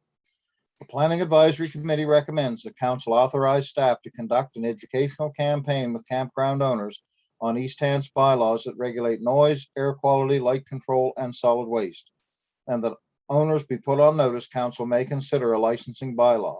As chair of the committee, I so move. Seconded by Councillor Garden Cole. Discussion on the motion. Councillor Rhino. Well, Madam Warden, I won't be supporting the motion because I do not believe it is fair that campgrounds that exist now can butt up against other people's residential lots with no form of fencing, anything along that line, shrubbery or anything required. It says here we can go out and educate and talk to them, but unless there is a specific law in place, I don't think we'll have very much success on that. And you know, I have a resident there that's having a problem in my area, and this does nothing to address that, and so I will not be supporting it. Any further discussion on the motion? Question. Question's been called. All those in favor? Aye. Contrary? Motion has passed with Councillor Rhino voting nay. The Planning Advisory Committee also Oh, you recommends. missed a motion there, Back up. Chair. No, I was just going to read that motion. Okay, I was just, the road gap had come up on the screen. Sorry, my apologies. The Planning Advisory Committee also recommends that council direct staff to continue to work on developing a campground licensing bylaw. We have a As chair of the seconder, committee, I so move. Second. seconded by the deputy warden. Any discussion on the motion? Counselor Rhino. So that campground licensing bylaw, that will be to license future and established campgrounds? Through you, Madam Warden, yes. So a licensing bylaw can go forward for every campground that exists now and any new ones. You're really regulating activities as opposed to a land use, which you can't do retroactively. So any established ones, you can't go back and change, for example, setbacks, but you can, all the things that could be included in the licensing bylaw can impact existing campgrounds as well. So what could be put into those licensing bylaws? Could we do that? That's something that may help the residents in my area? Through you, Madam Warden, there's a really fine line, because what you can't do is put stuff in there that looks like a land use regulation. You have to put that in your land use bylaw. You can put things in there like requirements for washrooms or laundry facilities for the campers. You can put requirements in there. For example, you can require that they show us their approval from Department of the Environment every year to make sure that they have a potable water source. It's that kind of stuff. But we can't touch the buffering issue. No. Thank you. Counselor Knockwood. Yeah, I was just thinking back, is that for licensed campgrounds? Or Through you, all Madam- licensed campgrounds? Well, this would be, through you, Madam Warden, this would be for any campground. The province no longer licenses them, so there's no, we're not doubling up on licensing there. That no longer exists. So there's, I guess, a gap in regulation now. Well, I left the meeting area the other night about just before this topic. So, so what is the description of a campground you prepare to establish one, and what's a new one? Because is it one camper, 100 campers, or 30 campers? Like, Through you, Madam Warden. So those are the kind of details that we would develop in the draft bylaw to define what a campground is. And I think we have a working definition. It would be, I can't remember what the minimum number is, but it's more than one or two. Where you rent out space for people to park RVs or pitch tents. okay. No, I'm sorry, I just missed that part of the meeting there the other night. So thank you. Counselor Musa. Thank you, Madam Warden. A couple of years back, when I brought something about licensing the trailer parks, staff were against it. So I don't know. I think we should do both. Like, if you think it's good here to make sure that they supply good water, I think I have 160 residents here, 160 residents that need that bylaw, like that licensing bylaw, very, very as soon as we can, to be able to get good water in their homes. I'm all in favor of this, but I'm gonna be making a motion to later on. Through you, Madam Warden, there actually is an outstanding motion of council that will be dealt with through the plan update, directing us to look at mobile home parks. So that's already there. Oh, okay, thank you. Any further discussion? Question? Question's been called. All those in favor? Aye. Contrary? Motion is passed. Counselor Rhino voting nay. Item 7, Road Gap Project 2. The committee received a second staff report regarding the paving of gap roads in the quarter area and options for funding the improvements. It is moved that through discussion, the Planning Advisory Committee recommend that council authorize staff to proceed with this local improvement based on option 2 outlined in the report, and that staff be directed to draft an amendment to the local improvement bylaw, and that the road gap project be included in the 2022 to 2026 capital budget for construction in 2023, with the funding coming from the paving reserve 10% and the corridor deed transfer tax 2021-2022 surplus remainder of the amount, with a proportionate amount going to the Mount Uniacke Recreation Fund and the East Hants Rural Fire Capital Fund, using the percentages of deed transfer tax collected at December 31st, 2021 to generate these estimates. The Planning Advisory Committee also recommends that Council authorize staff to proceed with this local improvement on the basis of option 2 as outlined in the Road Gap Project 2 report as attached to the Executive Committee agenda February 15th, 2022, and provide municipal funding of $150,000 to this project from the paving reserve and add a contribution of $94,000 to the paving reserve at March 31st, 2022 to come from the deed transfer tax surplus in 2021-2022 and allocate a proportionate amount to the Rural Fire Capital Fund, which would be an estimate of $23,000 equal to the proportional amount of the rural district's percentage to the $94,000 in deed transfer tax collected in 2021-2022 and allocate a proportionate amount to the Mount Uniacke Recreation Fund, estimate of $37,000 equal to the proportional amount of the Mount Uniacke District's percentage to the $94,000 in deed transfer tax collected in 2021-2022, and that staff be directed to draft an amendment to Bylaw F100, Local Improvement Bylaw Schedule A, to enable a contribution greater than 10% and to include the charges and related charge area, and that the Road Gap project be included in the 2022 to 2026 capital budget for construction in 2023. As chair of the committee, I so move. Seconded by Councillor Tingley. Any discussion on the motion? Councillor Musa. Just a question that will not cover the street that not our gap. Like there's a few street that we took out that we didn't consider any gap. That's right.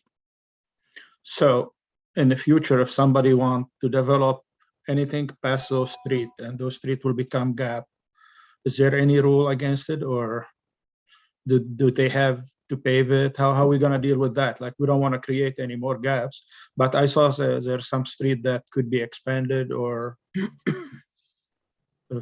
future development. Madam Warden, so there wouldn't be anything, if it was as a right development, there wouldn't be anything to stop somebody from, for example, building a paved road on the end of a gravel road, but I'm not sure that there are any left. There were a few dead end roads that were. Yeah, that's the one I'm talking to about, but I saw some of them there have some land behind them or something. Through you, Madam Warden, I think there was some provincial roads that were in the initial report to council, and those were not considered in this later report. And I think that would be up to Transportation Public Works to determine whether they wanted those paved as part of the upgrade for an extension of those roads or not. But there, I don't believe there's any municipal roads as part of that. I saw some dead end street that could have potential in the back of them. Mhm. So we have no way to make them pave it or something. So we're gonna deal with it. Somebody's gonna be deal with it later on, maybe. Yep. Okay, thank you. Any further discussion on the motion? Question. Question's been called. All those in favor? Aye. Contrary? Motion is passed unanimously. As chair of the committee, I move the adoption of this report. Second.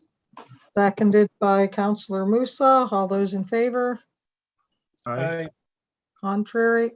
Motion is passed unanimously.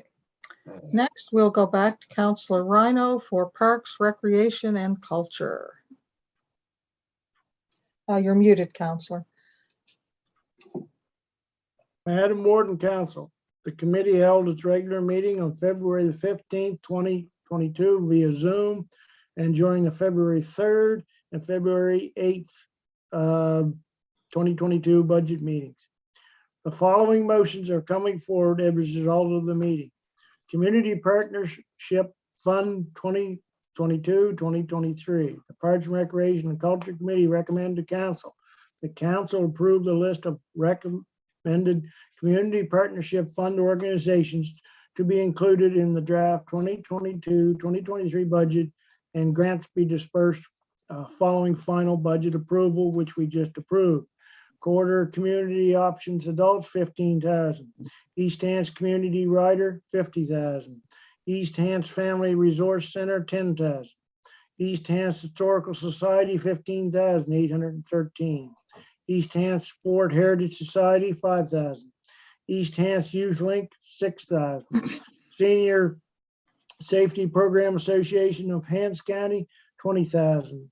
Kids Action Annapolis Valley Hants Community Action Program, 10,000. Chair of the committee, I do so move. We have a seconder, Second. seconded by Deputy Warden. Is there any discussion on the motion? Question. Question's been called. All those in favor? Aye. Aye. Contrary? Motion is passed unanimously. General Government Grants 2022, 2023. Parks, Recreation, and Culture Committee recommend to council that pending appropriate documentation is received, council approve the following general government grants for the disbursement in 2022, 2023. Remembering Canada's Heroes, 1,000. Hants County Exhibition, 500. East Hants Crime Prevention, 825. Hants County Christmas Angel Society, 1,000. Dr. Snow Bursaries, 3,000. East Hants Food Banks, 5,000. Kids Action Programs, Christmas Program, 1,000. As chair of the committee, I do so move. Seconded. Seconded by Councillor Green. Is there any discussion on the motion? Question. Question's been called. All those in favor? Aye. Aye. Contrary? Were you for or against? No, I Councillor? was for. I just was a little late. Sorry. Motion is passed unanimously. Winter maintenance pave pass. The Parks, Recreation, and Culture Committee recommend to council. The council approve the extension of sidewalk performance standards for plowing, de-icing, snow removal found in East Hants policy for winter clearing standards for roads and sidewalks to the municipality owned paved active transportation pathways at Ashford Way, Cali Lane, and Tyler Street. Provide winter maintenance to the future municipalities owned active transportation pathways that fit the following criteria. A, are built to sidewalk standard and are fully paved. B, at a minimum of 1.5 meters wide. C, are an extension of the municipality owned and year-round maintained sidewalk or active transportation route. D, within the urban service rate area. And E, provide connectivity between the municipal and all other provincial assets. Chair of the committee, I do so move. Second. Seconded by Deputy Warden. Is there any discussion? Question. Question's been called. All those in favor? Aye. Aye. Contrary? Motion has passed unanimously. Also, we held an in-camera session on a land issue, and from that, the Parks, Recreation, and Culture Committee met in camera to discuss the land issue. Staff were given direction. So that brings me to the end of my report, Madam Warden and Council. I move the adoption of this report. Second. Seconded by Councillor Musa. All those in favor? Aye. Contrary? Motion has passed unanimously. Now we are at second reading of Bylaw P-900-1, Building Bylaw. And who is taking that one? Councillor Green. Councillor Green.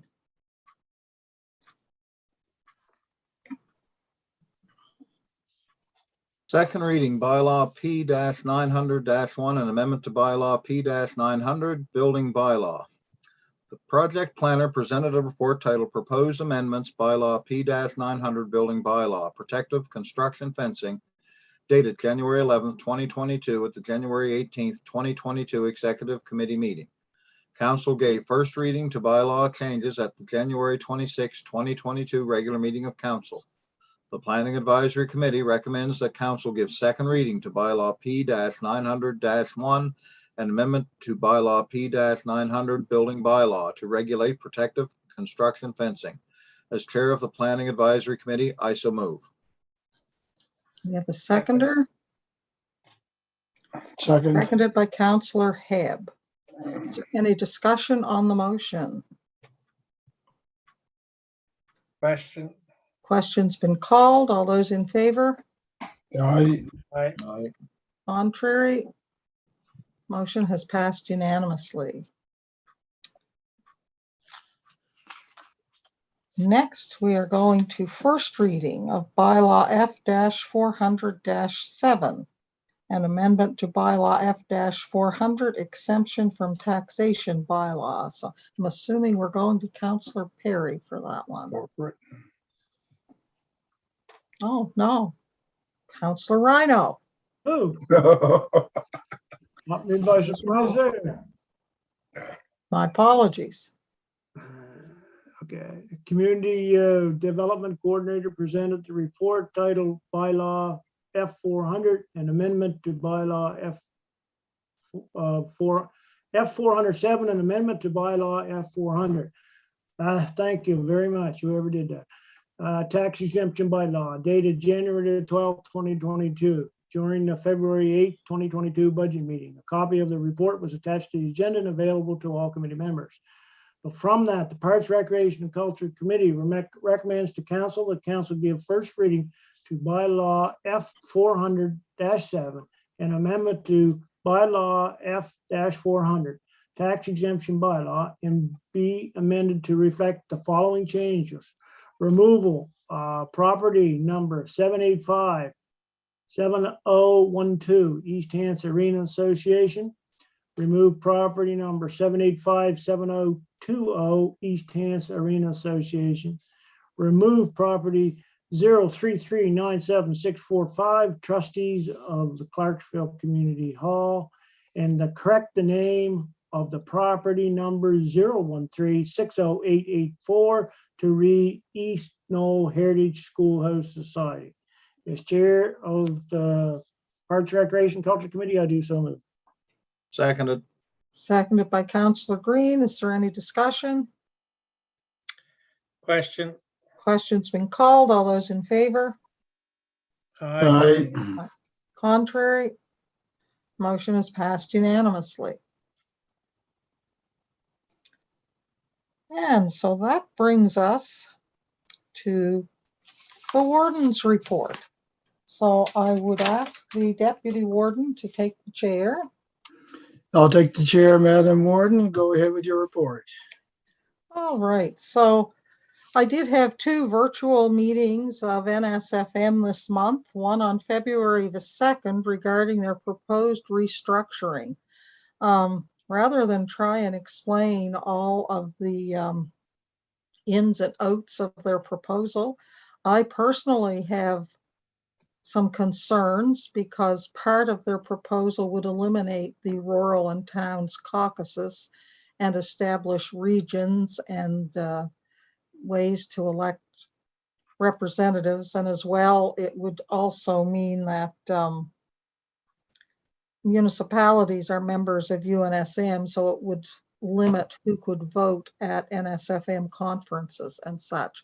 There was an offer made on that call that they would send someone to come and meet with any council who wanted more information. And it would be my suggestion that our council make that request to have Juanita or someone come and make a presentation to us around the proposed changes. So I would move that we ask NSFM to come to a future executive meeting and make a presentation, and that staff make those arrangements. Second.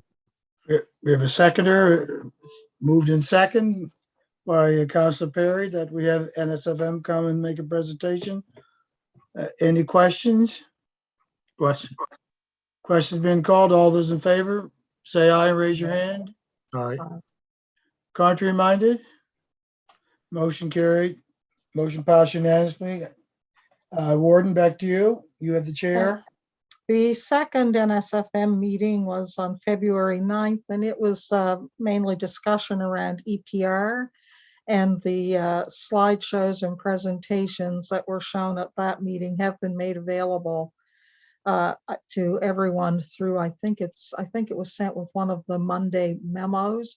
If anyone can't find that or hasn't seen it, let me know and I will track it down for you.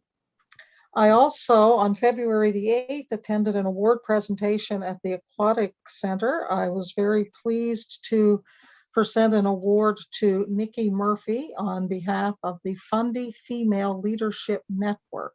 This was one of those, the Fundy Female Leadership Network's ACE Awards, an influencer award, recognizing a significant contribution to sports, recreation, and physical education opportunities for women and girls.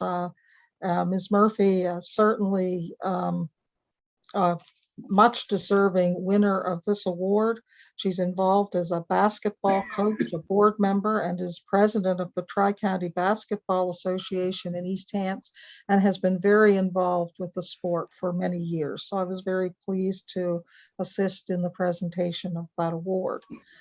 I've also attended the regular directors meetings as usual, and I will be introducing two inductees on behalf of the municipality. I'll be introducing them at the Sport Heritage Awards, and I will be taping those introductions on Saturday morning. That's pretty much, I don't think I've missed anything that I did this month other than sign an awful lot of certificates yesterday. One thing I wanted to raise that wasn't on the agenda, and I just realized it this evening and not even in time to think of adding it to the agenda. With the announcements today around restrictions and the restrictions easing elsewhere, FCM has plans in the works to hold I think it's a hybrid model of an actual in-person conference, and the other registration starts tomorrow, folks. So I don't know if that's something we want to address tonight and get in. I know I'm putting staff on the spot to refresh us as to who we, how many we send. I know it's the warden and the CAO. Madam Warden, it's typically budgeted for the warden, the CAO, and 3 council members when the events had been held in person. So that would allow for some travel. And this event would be in Regina, I think the 2nd, 3rd, and 4th of June. So this is the FCM. Yes. Okay, thank you. Nsfm, Yeah. I'm sorry, it's FCM. Same rules apply, warden, CAO, and 3 counselors. And the sooner one registers, the easier it is to get. And this year they've changed the registration so that when you register, you can choose your first study tour. And then, of course, staff have to make other arrangements. So I would certainly be prepared to go. I'm assuming the CAO would be interested in going. They presented an agenda. There is an agenda. It's available online. Yes.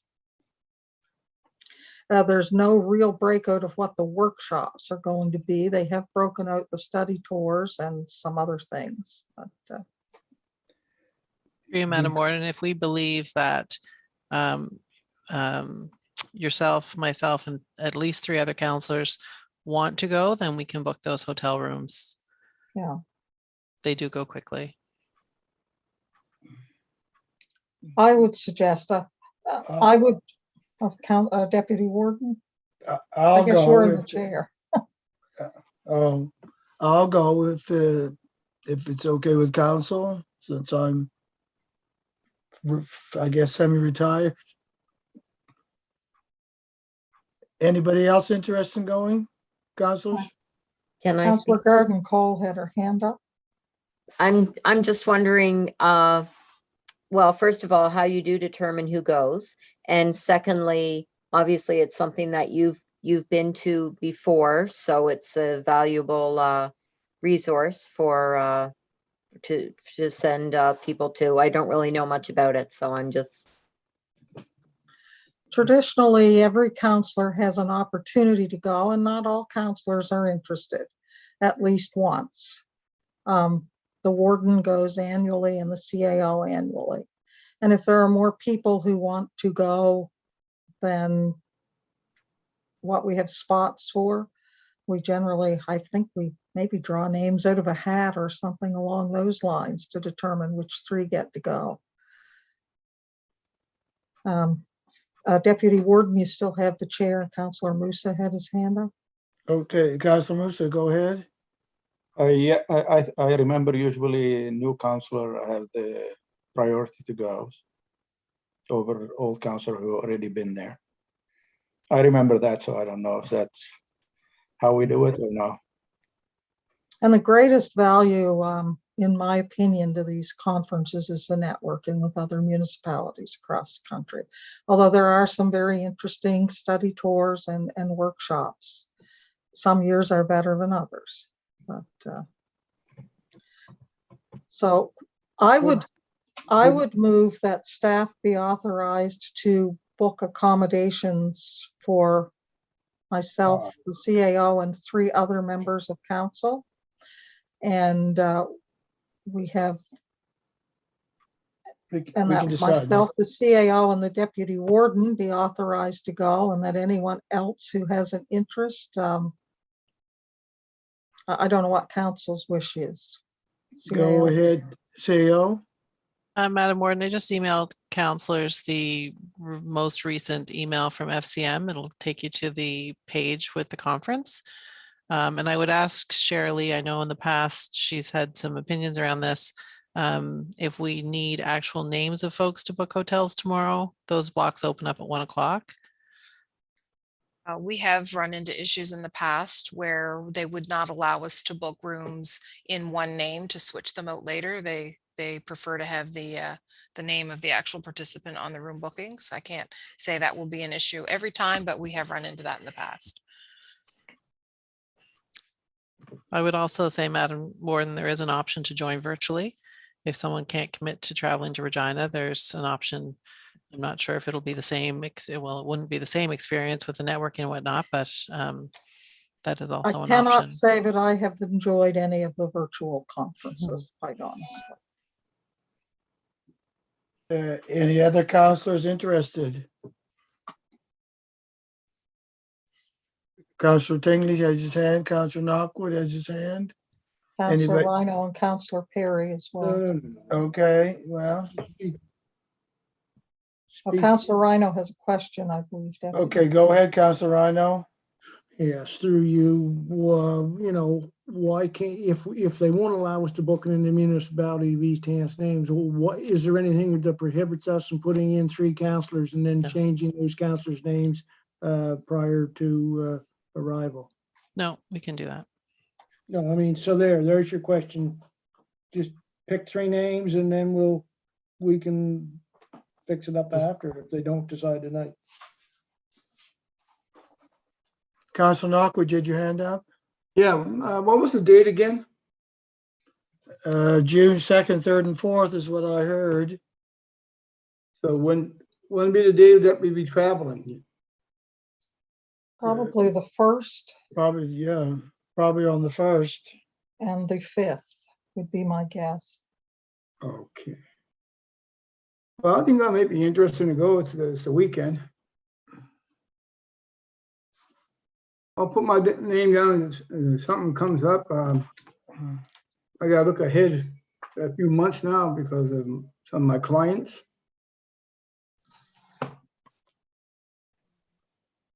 That would be June, Thursday, Friday, Saturday. You would travel on a Wednesday and return on a Sunday. Through you, Mr. Deputy Warden, the conference shows one last day on the 5th, so the travel day would be on the 6th of June. Oh, okay. Wow, I guess that's a little long ways to come work, so I got to decline myself. So repeat that again, CAO, the dates. The closing date is June 5th. It appears on that day there is AGMs and elections, board of directors and regional caucus chair selections, and followed by election results. So it's not a full education day. It sounds like that day is their sort of business of the FCM day. Okay. So you would still travel on the 1st Yes, and return on the 6th. yes. Okay, councilors, you've heard the dates. Counselor Perry has a question. Councilor Perry, go ahead. Thank you, Deputy Warden.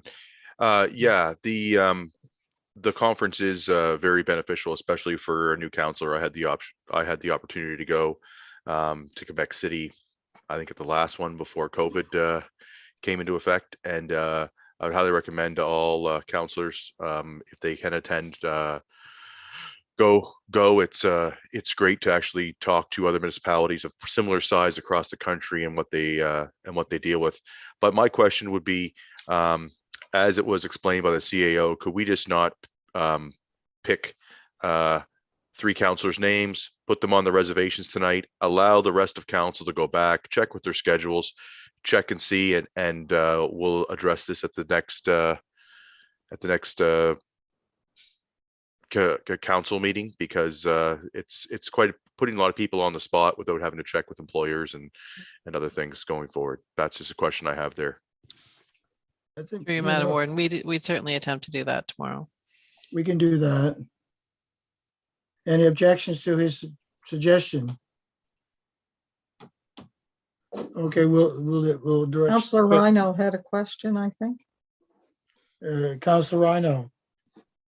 Yes, I do believe that it is beneficial for counselors to attend. It is my belief that this should be offered to the ones who have never gone before, or the new counselors. And no disrespect, Deputy Warden, but you've been there before, I've been there before. So this should all go to, those opportunities should be go to someone who hasn't gone, or brand new counselors. So thank you. No disrespect taken. I agree. Could I make a comment on that, Mr. Deputy Warden? Go ahead, Warden. I would normally probably agree with that. In this particular case, we've been in COVID and doing virtual conferences for the last couple of years. And the only person whose arm I was able to twist to sit in on that one conference was the Deputy Wardens. It was not the same. And I'm just going to say, I think he paid his dues by sitting through that one in front of the computer for several days to be offered an opportunity to attend an in-person one. I really feel that. And I also have also said in the past that the Deputy Warden is the best ambassador at these conferences that East Hants could ever have. So I'm just throwing my 2 cents worth in there, that I would be supportive of a Deputy Warden attending. Thank you for the kind words, Warden, but I'll wait till next month and see if any new counselors are interested in traveling. Those are my comments. Anything else, Deputy Warden? No, I just see the CAO and Councillor Perry have asked to speak. Councillor CAO? Knockwood. And Through you, Councillor Madam, or through you, Mr. Deputy Warden, I would also add, where you do have a new council, and it has been a couple of years since people have gone to in-person conferences, the council does set aside your unspent Nsfm and FCM dues money and conference money into a reserve. So if there is a desire by the new councilors to go, that money has been set aside in reserves if council wishes to send more than 3 delegates. Just for information. Thank you, Councilor Perry. Thank you, CAO. I was just going to ask, how is the reserve where there has been no conference for the last number of years? And does that allow us to send more people and give more counselors the opportunity to attend this?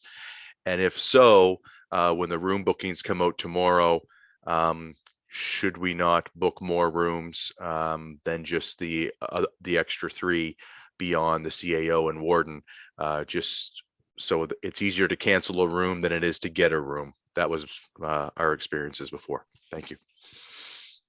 As long as you're able to cancel, I see no problem with that. CEO, any problem with that suggestion? No. Okay. Councillor Knockwood was on deck, Deputy Warden. Councillor Knockwood. I was just thinking, maybe where it is in Regina, there's a lot of First Nations out there. I think it may be important to see how they deal with municipalities out there also. So sign me up. I'll attend. I'll work around the dates and be glad to go to Regina. I wonder, Mr. Deputy Warden, if we could have a show of hands of any councillors not committing themselves, but who think they might have an interest in going. That's a good suggestion. Councilors interested in traveling to Regina on the 5th to the 6th, on the 1st to the 6th for the FCM, you can raise your hand. So Councillor Knockwood, the Deputy Warden, Councillor Tingley, Councillor Garden Cole, Councillor Perry. Have I missed anyone? Councillor Eisner, is your hand up or? Yes, okay. Anyone else interested? And of course, myself and the CAO. So how many does that make? Through you, Madam Warden. 7. Tomorrow we will attempt to book 7 rooms. And as councillors have an opportunity to review the information that was sent to them, they can confirm with Shirley if they intend to attend. And we should easily have enough budget to cover that. Because we have for $30,000 in your reserve for NSFM FCM costs, so that's sufficient. Wasn't there 8? I think it's 8. Is Yes. it 8? Yes, I believe it's 8. I have Councillor Mitchell, Councillor Knockwood, Councillor Tingley, Garden Cole, and Eisner. Perry. And Perry. Oh, and Perry. Sorry, Councillor Perry. Shirley, you have directions? A motion would be beneficial. Could I have a motion from council? I will move that staff be authorized to book. How many rooms was it again? 8. 8 rooms. That's in total. Correct. For FCM, and to proceed with the registrations as the councillors who have indicated an interest in going confirm. Does that work? That's Yes, great. it does. The seconder for the motion? Yes, Councillor Perry needs to speak. Councillor Perry. Councillor Perry, second? No, I think he's been wanting to speak now for the last 5 minutes. Okay, Councillor Perry. Thank you, Deputy Warden. I just put it out there too. If there's any conflicts in rooms, I'll be the first to withdraw from consideration to travel. I don't think there should be. I don't think there should be, but we'll wait and see. All those in favor of the motion, say aye. Aye. Contrary minded, motion carried. The chair back to you, Warden. Thank you, and I apologize to council for taking that time, but I just realized today that all of a sudden we're go for a conference in June and that registration opened tomorrow. But that concludes my report at this time. Thank you. So next is business from councillors. Let's start with Councillor Knockwood. Thanks, Warden. Well, it wasn't really too busy, but I was busy on the phone with a lot of flooding, a lot of potholes, culverts collapsing, and I'd like to thank the staff and the warden and Kim there to help me along. That is not our responsibility. It's the directed the people who were calling me to call Department of Transportation and get further direction to try to resolve their problems. And I got concerns with the Shubenacadie flooding down by the courthouse. Where I live in Indian Brook, it's a large community, and this last flood was really big, really extremely high. I'm just worried about emergency vehicles going through there, like ambulances or police cars, or they may not be aware of a flood because the ambulance drivers come from all over, right, down in Melford or wherever. But it's danger for that to be there, and I hope the Department of Transportation resolves that and fixes it. And what else? And I like to thank all the healthcare workers in the municipality and all that. They did a great job the last 2 years, and hopefully there's light end of the tunnel here on March 21st. So I guess our patience is paying off. So, and I still think we should be practicing safe distance and still mask up and like I say, everybody stay safe, and thank you very much. That's it. Thank you, Counselor. Counselor Green. Nothing at this time, Warden. Counselor Hebb. Thank you, Warden. Just a question through the CAO. Is our budget finally passed now? Yes, it passed this evening. That's what I thought.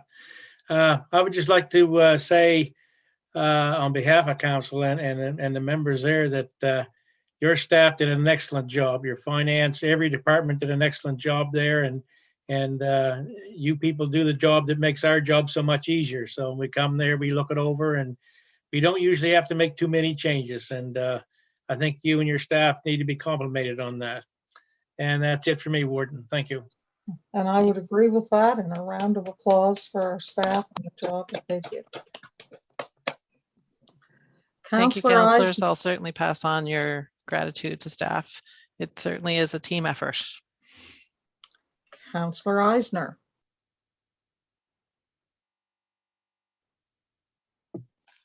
Thank you, Madam Warden. Just working on some street lights. Potholes is still a issue, and also getting some calls from in Knockwood's territory up there with that water, which seems to affect people way down here. So it'd be nice to get that culvert fixed. But anyways, we'll see what happens. Thank you very much. Deputy Warden Mitchell. Thank you, Madam Warden. Just a quick question through the staff. Is there any bylaw pertaining to the use of fireworks? Through you, Madam Warden, not specifically in East Hants, no. So, I mean, the community standards bylaw could apply in terms of noise, but, you know, finding people and, you know, it would be an almost impossible task, I think. Okay. That's what I thought, but I told her the lady I'd ask. Thank you. Also, we have a hike planned on Friday with the MLA in the Nama River Trails, weather permitting. The East Hants Arena Association has a meeting on Monday night, so this will be Councilor Tingley's first kick at the can with me. So we hopefully will be able to report back to council next month. And I'd like to thank staff for any road grading they got done in the last few days. It's made driving on some of the dirt roads much more enjoyable. And that's all. Thank you. Yeah. Councilor Tingley. Yeah, I'm pretty active with the Lions Club in Milford, so I probably spend about 3 hours a week with them, helping them with things. Things seem to be pretty good in Milford.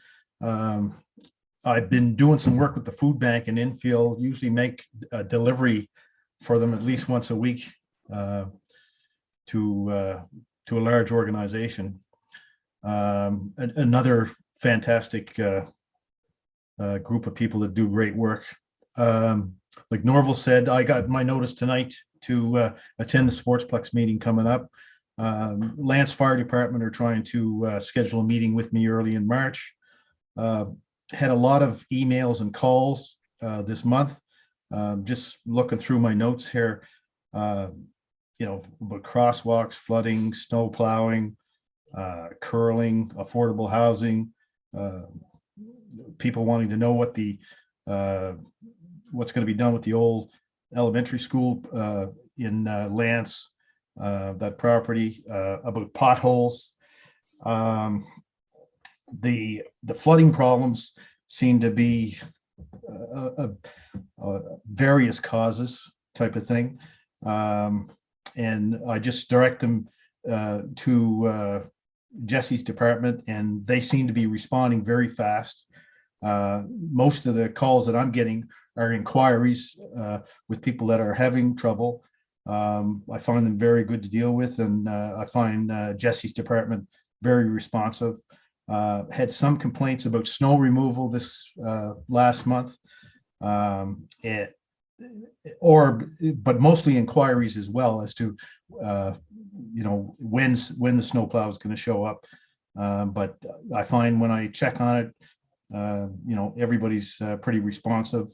On the flooding issue, I'm involved in the insurance claims business, and I can tell you in this last month, the amount of flooding around the land of Canada everywhere has been significant.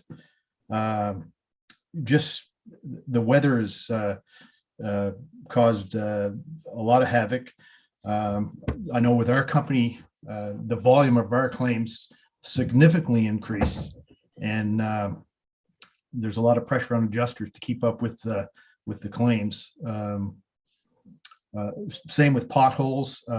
This is the time of year where if there's any imperfections in the road and snow plows or vehicles drive over and shake the asphalt loose, there's going to be potholes. And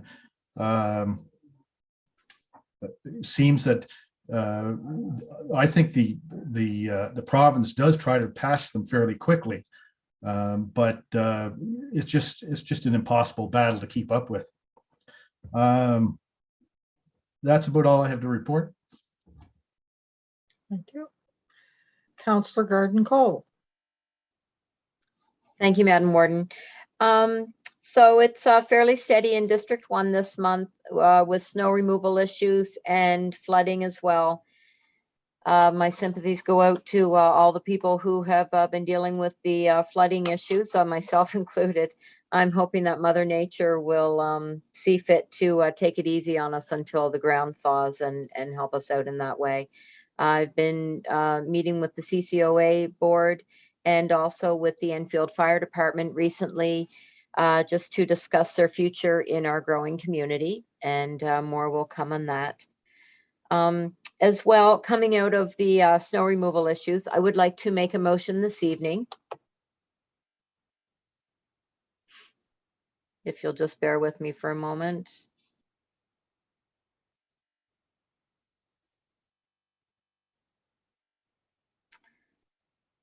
I would like to make a motion to move that staff prepare a report on parking on municipal streets during snow events with options for council to consider being incorporated into compliance activities. We have a seconder. I'll second that. Seconded by Councillor Hebb. Any discussion? Question. Question's been called. All those in favor? Aye. Contrary? Motion has passed. I think this is probably a good time for such a report to be started, and we should have everything completed well before next snow removal season. So, Thank you, Madam Warden. That's it for me. thank you. Councillor Musa. Thank you, Madam Warden. Myself and Councillor Perry had a meeting with the fire department, and there is a big need for a substation on East Uniacke Road. So, and we have municipal land over there. It's 5 acres, and I would like to move a motion that staff complete a review of the 4 municipal properties located on Charles Drive, known as SPIDS 45150018, 4519 4644, 4519 4669, 4534 4165, with the intent to provide council with land management options that will include partnership opportunity and disposal of surplus property methods to help facilitate the operational need of the UNIAC and District Volunteer Fire Departments. Do I have Second a that. second? Seconded. Any discussion? Question. Question's been called. All those in favor? Aye. Contrary? Motion has passed unanimously. One more thing, Madam Warden, I was looking at the HRM land use bylaw and I found something called R1B zone.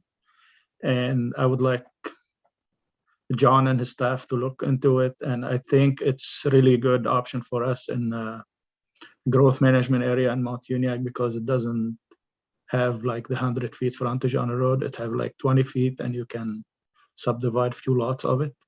So I don't know if that's something John would want to look at or for the new planning.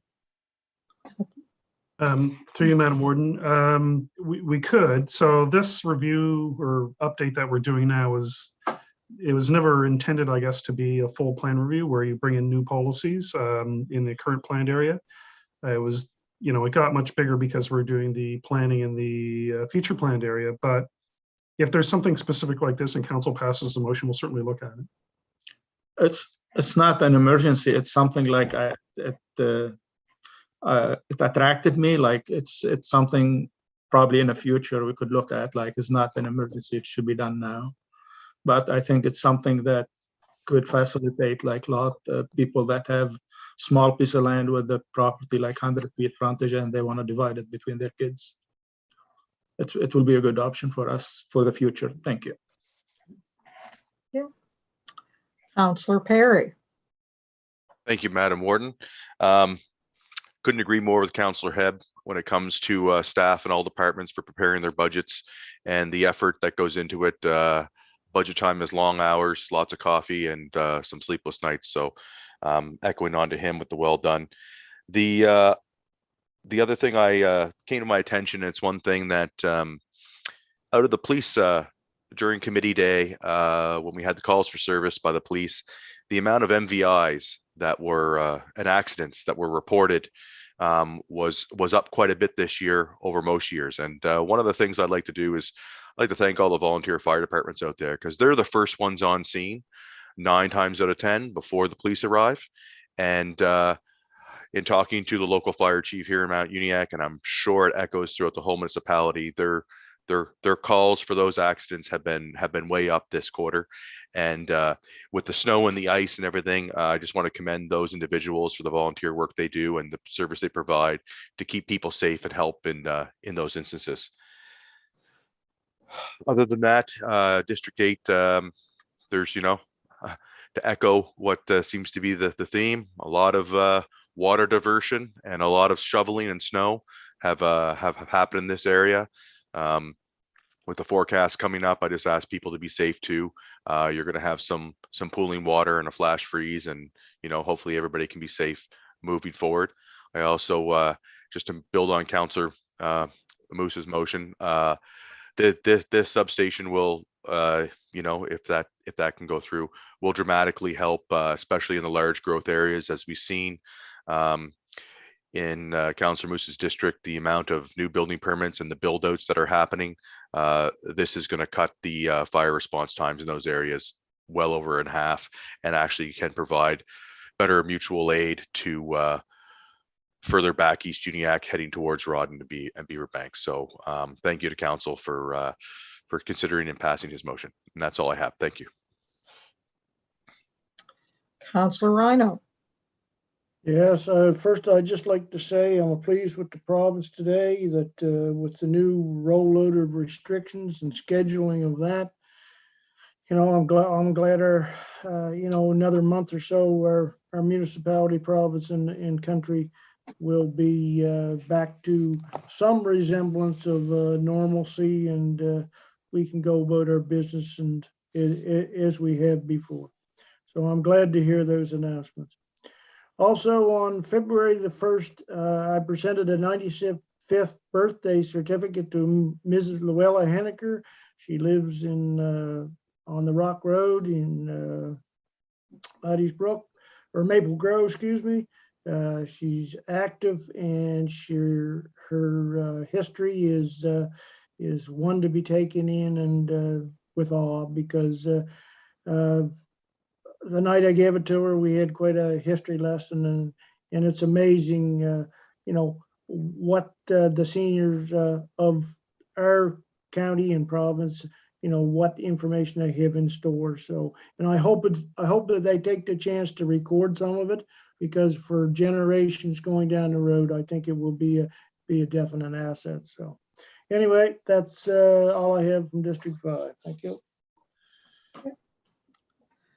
And that concludes, I believe, business from councilors for this evening.